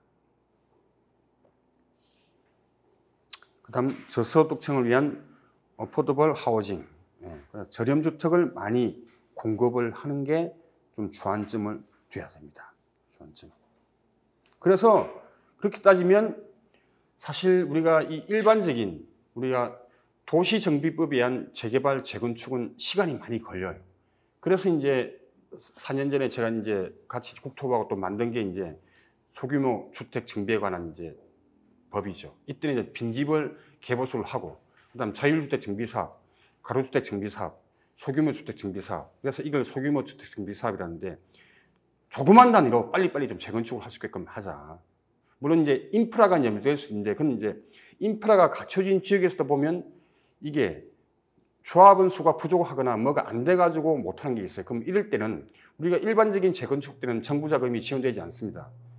즉 뭐냐면 그 정부 이제 도시기금이라든지 도시재생계획 이제 주택기금, 이제 한국자산관리공사의 주택금융공사에서 관리하는 도시기금이 있는데 그게 한 1,000조 정도가 있어요. 1,000조 정도가 있는데 이건 보통 우리가 이제 기금을 보통 저금리에 이제 기금을 지원하고 그런데 그런 것들이 아까 보면 이제 보금자리로라든지 신생아 이제 특례 대출할 때 그런 기금들을 활용을 하고 있는데, 그럼 그런 기금들은 일반적인 도시정비법이라는 재개발 재건축에는 지원이 되지 않지만 소규모 재건축, 즉 자율주택 정비사업 최고 작은 것 2인 이상이면 할 수 있는 재건축 사업입니다. 2인 이상이면 이거보다 조금 더 한 구역 단위로 가로주택 정비사업, 이쪽은 이제 시공사들 민간들이 많이 참여하고 있어요. 지금도 보면 가로주택 정비사업 같은 데 강북 쪽에 지금 진행되고 있는 사업들이 있어요. 그런 쪽을 여러분들이 한번 보시면 이쪽도 투자책이 좀 있어요. 그 다음 이거보다 조금 크지만 일반적인 재건축보다 작은 소규모 재건축 사업, 이게 이제 소규모 정비법인데 이런 데는 정부기금이 투입됩니다. 정부기금이 저리로 투입되기 때문에 훨씬 빠르게 진행돼요. 이런 것들을 좀 빨리 활성화시켜 가지고 저렴한 주택을 많이 공급해야 된다. 그리고 빨리 공급할 수 있는 것은 예를 들면 오피스텔, 그다음 생활형 주택 이런 것들에 대한 규제를 풀어서 빨리빨리 도심에 많이 공급을 해야 된다. 그래서 아마 오피스텔 규제는 또 아마 국토부에서 많이 좀 준비하고 있습니다. 그래서 오피스텔에 대한 여러 가지 규제 완화 정책들도 올해 많이 나올 것이다. 지금 우리가 주택담보대출할 때 일반적으로 아파트, 연립, 다세대인데 아마 오피스텔 같은 경우는 주택담보대출이 안 될 거예요. 그냥 부동산 담보대출만 될 거예요. 오피스텔 같은 경우는. 그럼 오피스텔을 활성화시키려면 이것도 주택담보대출에 넣어가지고 빨리 하는 것도 하나의 방법이 될 수 있겠죠. 그다음 실수요자를 위한 수요 여력 정상화에 또 초점을 둬야 된다. 그다음 공공임대주택 품질 및 인식 개선, 이것도 역시 중요하죠. 주거안정을 위해서는 이제 중요합니다. 근데 저번에 이제 우리가 또 LH가 여러 가지 문제를 많이 일으켰죠. 무량판 뭐 주택 해가지고 그죠? 뭐 순살주택, 뭐 GS하고 지금 아직까지도 지금 뭐 법정까지 갔죠. 이제 순살주택이라고 그러는데, 하여튼 이 공공임대주택이 민간이 들어와서 좀 하면 품질은 분명히 좋아질 건데 이제 민간한테 얼만큼 인센티브를 주느냐, 인센티브를 줘가지고 좀 기업들이 과도한 이익은 아니겠지만 제가 볼 때는 충분한 이익을 줘야 됩니다. 충분한 이익을 줘야 민간이 이런 시장에 참여를 해서 LH의 어떤 역할을 대행하면서 어떤 품질의 개선을 이루지 않을까. 그래서 그런 면에서는 좀 획기적인 인식의 전환이 필요하다. 인식의 전환이 필요하다. 제가 보건대 제가 쭉 1998년부터 부동산 기자 생활을 하면서 여기까지 보면 기업들이 과도한 이익을 가져가가지고 문제된 경우는 거의 없었던 것 같아요. 제가 생각해 보면. 과도한 이익이, 과도한 또 기준도 애매모호해요, 사실. 모호합니다. 야당에서 뭐 국정감사 때 막 이제 이야기하면 그때 뭐 과도한 모양이 있다. 이게 너무 또 어두운 면만 보는 현상도 있는 것 같고. 그래서 충분한 어떤 기회, 수익을 민간한테 제공하지 않으면 LH 사태 이후에 LH 획기적인 개선 방안에 따른 민간 기업들의 참여는 쉽지 않을 것이다. 그래서 충분한 과다할 만큼의 이익을 보장해주는 장치가 아마 세부적으로 그것도 지침이나 방침으로 나와야 될 것이다 라는 생각을 개인적으로는 갖고 있습니다.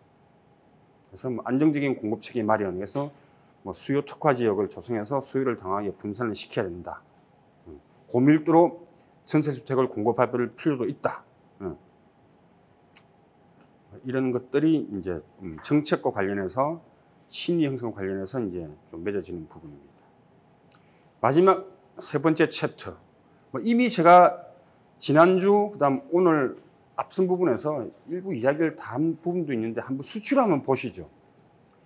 이게 이제 그 PDS 개발, 한국 개발업 협회라고 있습니다. 한국개발 시행사들의 이제 연합체죠. 한국개발협회 그 회장이 김승배 회장인데 그 김승배 회장이 PDS 개발의 대표이사입니다. PDS 개발이 우리나라 주택 품질의 어떤 가장 정점에 있는 회사예요.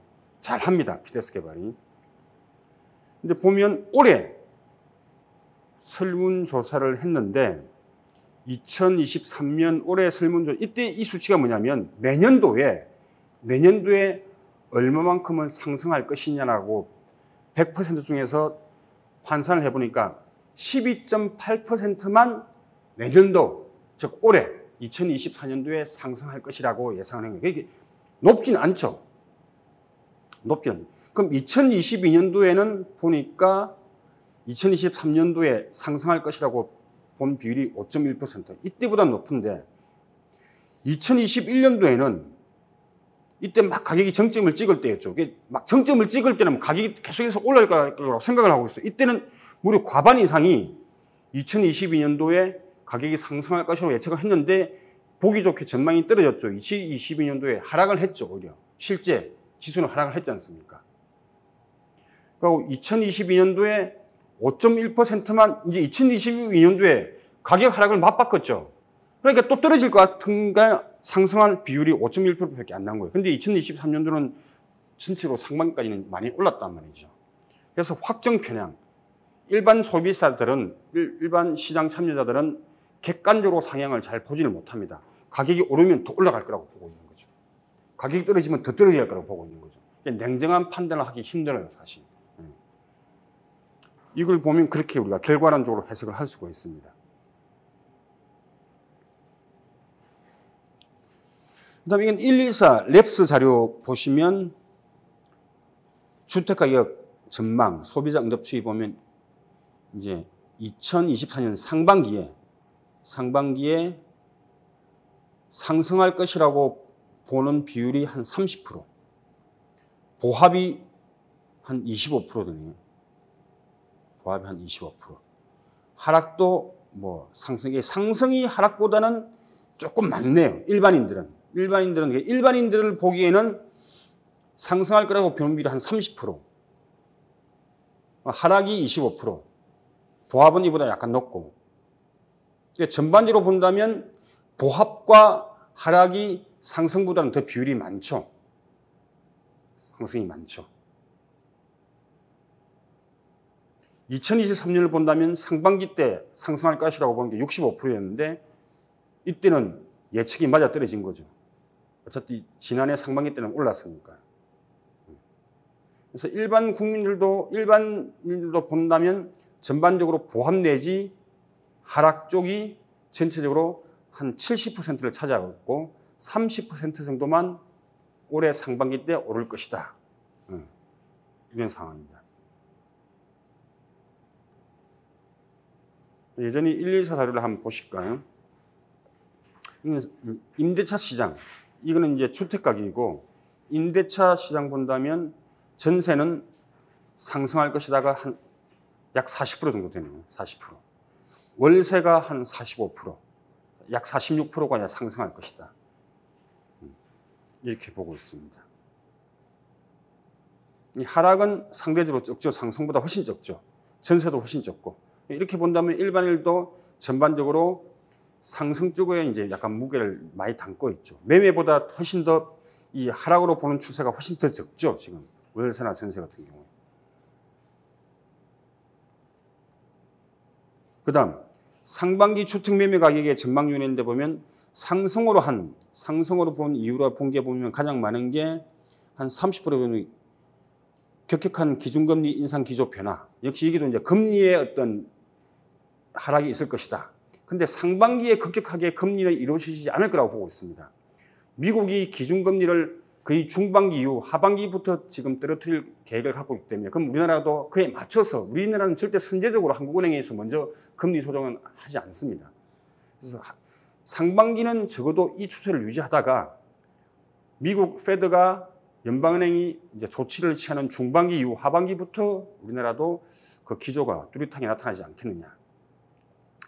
매매 가격 하락을 점치는 이유 중에서 예상하는 이 중에서 가장 큰 이유 47% 보니까 경기 침체 가능성, 이 것이죠. 전반적으로 경기가 지금 좀 다운되어 있다. 그러다 보니까 매매 가격이 상승할 이유가 없다. 오히려 하락할 것이다. 이제 이렇게 보고 있는 겁니다.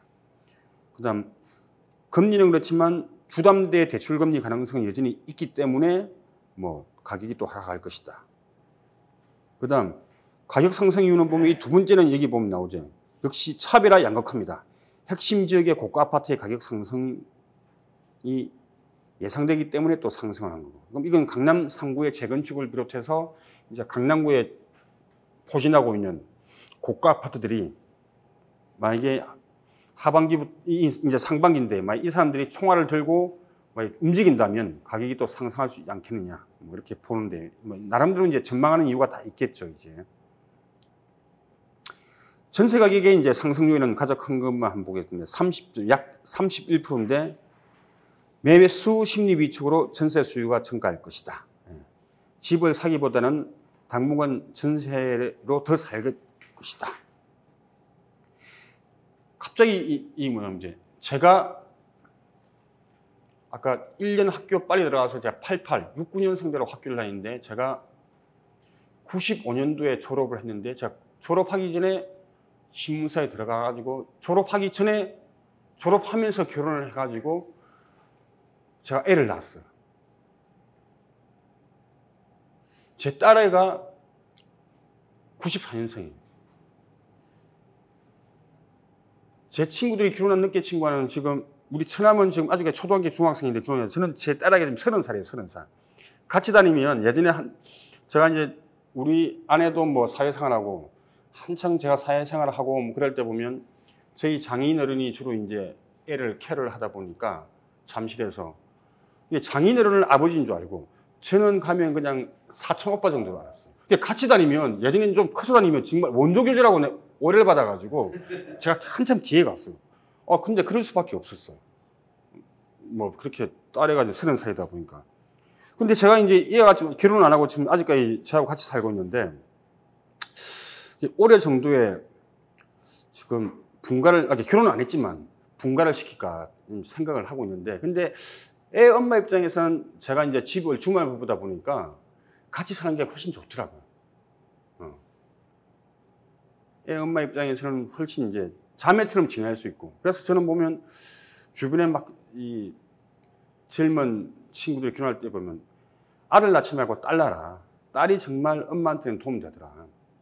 그리고 저희 뭐 장인어른 장모님 편찮으실 때 보면 며느리보다는 결국 딸이 옆에서 저희가 장녀고 제가 이제 그쪽에 처가댁에는 제가 이제 제일 인데 장녀의 이제 사위이기 때문에 저희 처남도 저보다 나이가 많은데 어쨌든 결국은 장녀가 결국 케어를 다 해주더라고요. 며느리는 그렇게 케어를 해줄 수가 없더라고요, 보니까. 그래서 요즘은 아들은 아닌 것 같아요. 아들은 그냥 결혼하면 처가댁한테 주는 거고 결국 딸이 결국 부모 역할을 대신하는 거고 그래서 저희 장모님이 굉장히 보수적인 분인데 다 저희 처제하고 집사람한테 저희 장인어른이 돌아가신 지가 한 지금 7년째 되는데 그전에는 각서를 쓰게 만들었어요. 모든 재산은 아들한테 다 준다. 각서를 썼어요. 우리 와이프도 각서를 쓰고 도장 찍고 하고 우리 처제는 그에 대해서 불만이 있었지만 도장을 찍었는데 근데 장인어른 돌아가시고 각서 무효화 똑같이 나눠줄게. 이게 한 바뀌더라고요. 그게 뭐냐면 결국 여기서 보니까 우리 아들이 중요하긴 중요한데 자기를 병관해주고 모실 결국은 딸이 다 해주는 것 같더라. 그 인식의 전환이 이제 장인어른 돌아가시면서 뭐냐면 한국 부동산은 그런 게 잘 돼 있어요. 장인어른 돌아가실 때 상조에 해가지고 한국 부동산에서 그때는 한국감정원이었죠. 그래서 모든 이 상조 물품이 한국감정원 다 찍혀 있는 거예요. 그러니까 주변에 어르신들이 오면 야 역시 사위 회사 잘 들어갔다. 모든 상조 뭐 다 해주고 한국 부동산에서 또 현금으로 300만 원 주거든요. 그러니까 와이프 입장에서는 300만 원 들어오니까 갑자기 좋아지는 거예요, 막. 아버님 돌아가신 건 일단 나중에 문제고, 지금 뭐 어차피 돌아가셨으니까. 막 현금 주고 뭐 그러니까, 그러다 보니까 이제 또 장모님도 그에 대해서 약간 생각이 바뀌시고, 그런 것들하고. 약간 많이 빗나갔는데 어쨌든 저도 아마 올해 전세 수요 증가에 1인의 역할을 할 것 같아요. 일단 딸의 무슨 집 하나 좀 전세를 구해줘야 될 것 같은 생각이 들어가지고. 그다음 상반기 주요 시장 변수를 보니까 1, 2차 들어보니까 1167명 중에서 대외 경제 여건 이게 가장 결국은 이제 거시 변수 중에서 투자 심리, 매수 여력 이제 그와 이제 맞물린 부분이겠죠. 이런 부분들이 클 것이다. 그다음 기준금리 이 부분도 올해 상반기 클 것이다. 이제 보고 있습니다. 그다음 이제 부동산 규제 완화 여부, 그다음 임대시장 불안 이런 것들도 올해 상반기에 변수라고 보고 있습니다. 요즘은 우리나라 분들은 축구, 부동산에 관해서는 다 전문가잖아요. 근데 축구의 전문가한데 축구를 실제 할 줄은 몰라요. 문제는 부동산도 다 전문가인데 실제 투자는 또 할 줄은 몰라. 이게 문제지. 말로는 다 전문가인데 실제 시장에 참여하면 또 플레이를 못해. 어쨌든 뭐 해설자가 뭐 해설만 잘하면 되지 실제 게임을 잘할 필요는 없잖아요. 그렇죠?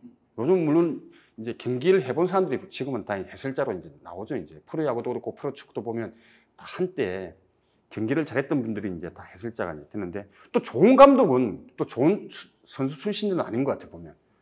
지금 보면 좋은 감독분들은 역대 레전드급 선수들은 물론 지금 누굽니까? 우리 지금 두산 감독 누구죠? 이승엽 같은 경우는 조금 더 있어 봐야 되겠지만 우리 차범근 감독님 같은 경우도 국대 하다가 호출되어 왔지 않습니까? 그때 월드컵 때 호출되어 왔죠. 근데 지금 야구 감독들이나 보면 축구 감독은 약간 이제 유명 그때 선수들이 많은데 지금 프로야구 감독들은 본다면 그래서 인품이 훌륭하신 분들은 많은데 선수 때 그렇게 아주 날리신 분들은 많이 없는 것 같아요, 보면. 근데 이제 또 그런 분들이 보면 해설을 잘했던 분. 우리 롯데로 간 김태형 감독님은 뭐 두산 잘했었는데 선수 때도 잘했었나요, 그분? 선수 때는 별로 그냥 존재감이 없었던 것 같아요. 워낙 감독 때 잘했다 보니까 그런지 감독 때는 워낙 뭐 출중하게 잘했고. 우리 예를 들면 우리 초창기 레전드 김용희 감독, 지금 이군 감독으로 이번에 들어왔던데 김용희 선수 같은 경우는 그때 선수 때는 레전드였잖아요. 근데 감독을 별로 삐을 못 봤죠. 별로 삐을 못 본 거예요. 대표적으로 그 또 레전드. 지금 김광숙 지금 아마 플레잉 코치로 왔나요? 지금 김태형 감독 보좌하는 김광숙. 그분께서 역대 최고의 투수를 뽑으라면 선동열이 아니고 최동원을 뽑죠.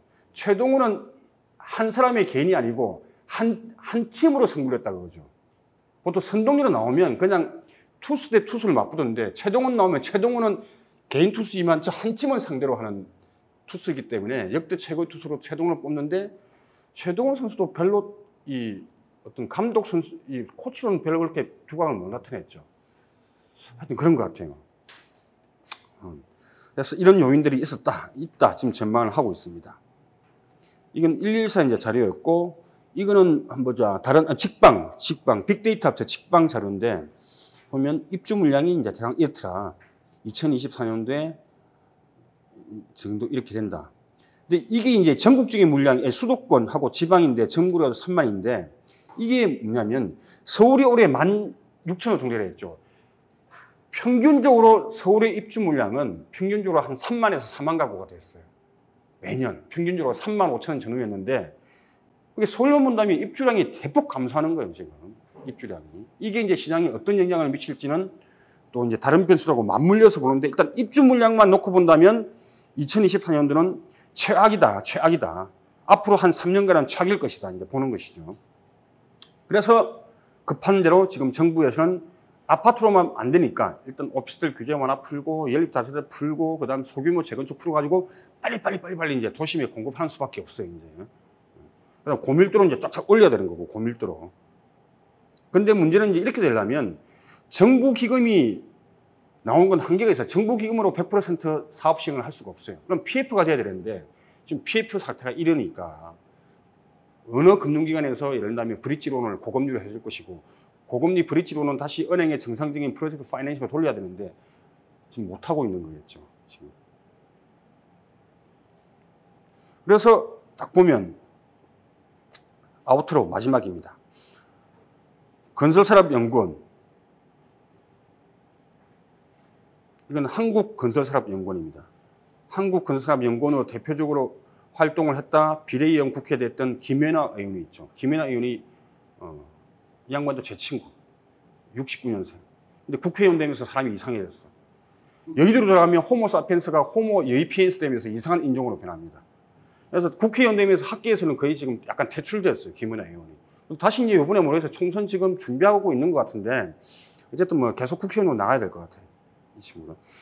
남편이 이제 지금 영산대학교의 교수로 있죠. 영산대학교에. 서정열 교수. 그래서 집값 증빙이 매매는 1%, 지방은 3% 하락할 것이다. 이렇게 하고, 그 다음 대한건설정책연구원. 여기는 이제 국토부의 실장급들이 1급 실장들이 퇴임을 하면 대한건설정책연구원 원장으로 보통 옵니다. 아니면 LH공사 사장으로 가기도 하고. 그래서 이건 약간 이제 보통 낙하산 연구원이죠. 국토부의 1급 실장들이 퇴임하면 대한건설정책연구원으로 옵니다. 그래서 여기는 수도권 1%, 전세 2% 상승을 한다. 이거 이제 일단 전망을 했습니다. 불황형 연역세대. 그 다음 금융기관, 하나금융에서는 뭐 집값 소폭 반등. 그 다음 아마 하반기를 염두에 둔 겁니다. 그 다음 주택시장 차별화 심화될 것이다. LH투자증권은 전반적인 약보합세가 될 것이다. 하지만 수도권 일부 지역만 소폭 상승할 것이다. 교보증권, 보통 안 내다가 통상은 교보증권에서 안 냅니다. 교보증권이 또 1군 증권사는 아니기 때문에. 근데 올해 또 이상하게 내었어요. 연구소 보고자료를 내었습니다. 교보증권에서. 좀 특이한 증권사입니다. 급격한 하락세라고 내놨습니다. 수도권 5% 이상 하락, 장기적으로 30%. 그래서 교보증권의 보고서는 상당히 정치적입니다. 그래서 이렇게 되기 때문에 돈을 싸들고 어디로 오라? 증권시장으로 들어오라. 주식하러 오라. 그 말이에요. 이 보고서를 낸 목적이 딱 여기 있는 거예요. 그냥. 개인 투자자들은 집에 부동산 쳐다보지 말고 주식시장으로 오라. 그거예요. 그럼 주식시장으로 오되 어디로 오라? 교보증권 위탁계좌를 개설해라. 그거예요. 결국은. 다분히 정치적인 보고서입니다. 전반적으로 본다면 올해는 딱 내자, 상저하고입니다. 상저하고인데 상반기 때부터 1월 달에 나오는 재건축 혹은 오피스텔 규제 완화 등등 그다음 노후 계획도시 정비안 같은 게 얼만큼 빨리 신속하게 나에 따라서 상반기 때부터 강남 상구 노후 재건축을 비롯해서 치고 나가는 아파트는 생길 수 있습니다. 저는 개인적으로 그렇게 예상을 합니다. 하지만 우리가 전체적으로 가격 지수를 본다면 상반기 때는 보합세 내지 안정 하락세 될 것이다. 그리고 전반적으로 하락세 반등 시점은 한 10월경으로 한 1년 정도의 뒤에 한 10월경으로 보고 있습니다. 예, 부동산은 로케이션, 입지고 현장입니다. 이 로케이션, 부동산은 입지다고 외친 사람을 지금도 찾고 있는데 못 찾고 있습니다. 근데 이걸 외친 사람이 영국의 한 신문 기자가 그랬다고 추측은 하고 있는데, 근데 누가 이렇게 외쳤을 것 같은데, 이렇게 외친 사람을 아직까지 못 찾고 있어요. 누가 이렇게 입지라고, 돌아가신 삼성의 이건희 회장도 부동산은 자기 삼성 어떤 건물 사업을 짓거나 부동산 투자할 때 입지라고 외쳤는데, 그래서 누가 그러더라고요. 삼성의 이건희 회장이 이 말을 했다고 해야 돼. 그건 거짓말이고 아니고, 1800 후반 때 영국의 모 지방 신문사 기자가 이걸 처음으로 기사화 시켰다고 추정을 하고 있는데, 정말 그 기자가 1890년대 후반 기자가 그 이름, 예를 들면 뭐 모나코라면 모나코 그 기자가 이렇게 했는지도 좀 아리송해요. 근데 그만큼 중요하다는 거죠. 이게 1890년대 후반부터 이 용어가 등장하기 시작했다는 것은 지금도 여전히 먹히고 있고, 그래서 그만큼 중요하다는 겁니다. 자, 지난번 20분 늦게 끝났으니까 오늘은 제가 20분부터 시작했고 지금 끝내면 여러분께 약속한 일찍 끝내는 걸로, 화답을 해드리도록 하겠습니다. 지난주부터 이틀 동안 너무나 고생하셨고요. 올 한 해 새해 복 많이 받으시고 뭐 투자가 되었던 공부가 되었던 또 다른 목적이 되었던 한 해 원하시는 바대로 다 소원 성취하시고 또 뭐 배움에는 나이가 없습니다. 그래서 항상 열심히 배우시고 이런 다른 또 특강 기회가 있으면 중간중간에 잘 찾아다니면서 또 들으시고 또 뭐니 해도 건강이 제일 중요하시니까요. 건강 챙기시고 돈, 시간, 건강이 있더라고요. 여러분들보다 제가 결코 뭐 나이가 많은 건 아닌데 제가 보니까 돈, 시간, 건강 이 세 가지가 삼박자가 이루어져야 어떤 삶의 여유를 찾는 것 같아요. 건강 없으면 돈, 시간 있더라도 안 되고 시간 없으면 돈, 건강 있더라도 여유생활 못 남기고 시간하고 돈은 많은데 시간하고 건강은 챙기는데 돈이 없으면 집에 있는 건 30개밖에 안 되니까 그것도 욕대로 먹는 상태고. 저는 저 같은 경우에는 제가 1년에 공식적으로 휴가가 25일 나오는데 저는 뭐 주로 야근이 많다 보니까 그럼 1년에 제가 120시간의 시간에가 나옵니다. 그럼 120시간을 하루 8시간으로 따지면 15일이겠죠. 저는 1년에 한 35일을 휴가를 다 써요. 풀로 다 채웁니다. 여행을 많이 다니죠. 저는 개인적으로 뭐 골프보다는 이제 민물 낚시, 바다 낚시를 좋아하다 보니까 그냥 한 10일간 또 어디 막 낚시 가 있고 산골에 들어가 있고 막 그래요. 근데 그걸 생각해 보니까 시간이 제일 필요한 것 같고 또 뭐 저는 꾸준히 또 운동을 하니까 건강한 것 같고 돈은 조금만 가서 제일 만한 돈만 있는 것 같아요. 돈만 조금만 있으면 되는 것 같고 그렇습니다. 이 세 가지를 여러분들께서 꼭 잘 챙기시길 부탁드리면서 오늘 강의는 끝내도록 하겠습니다. 수고하셨습니다.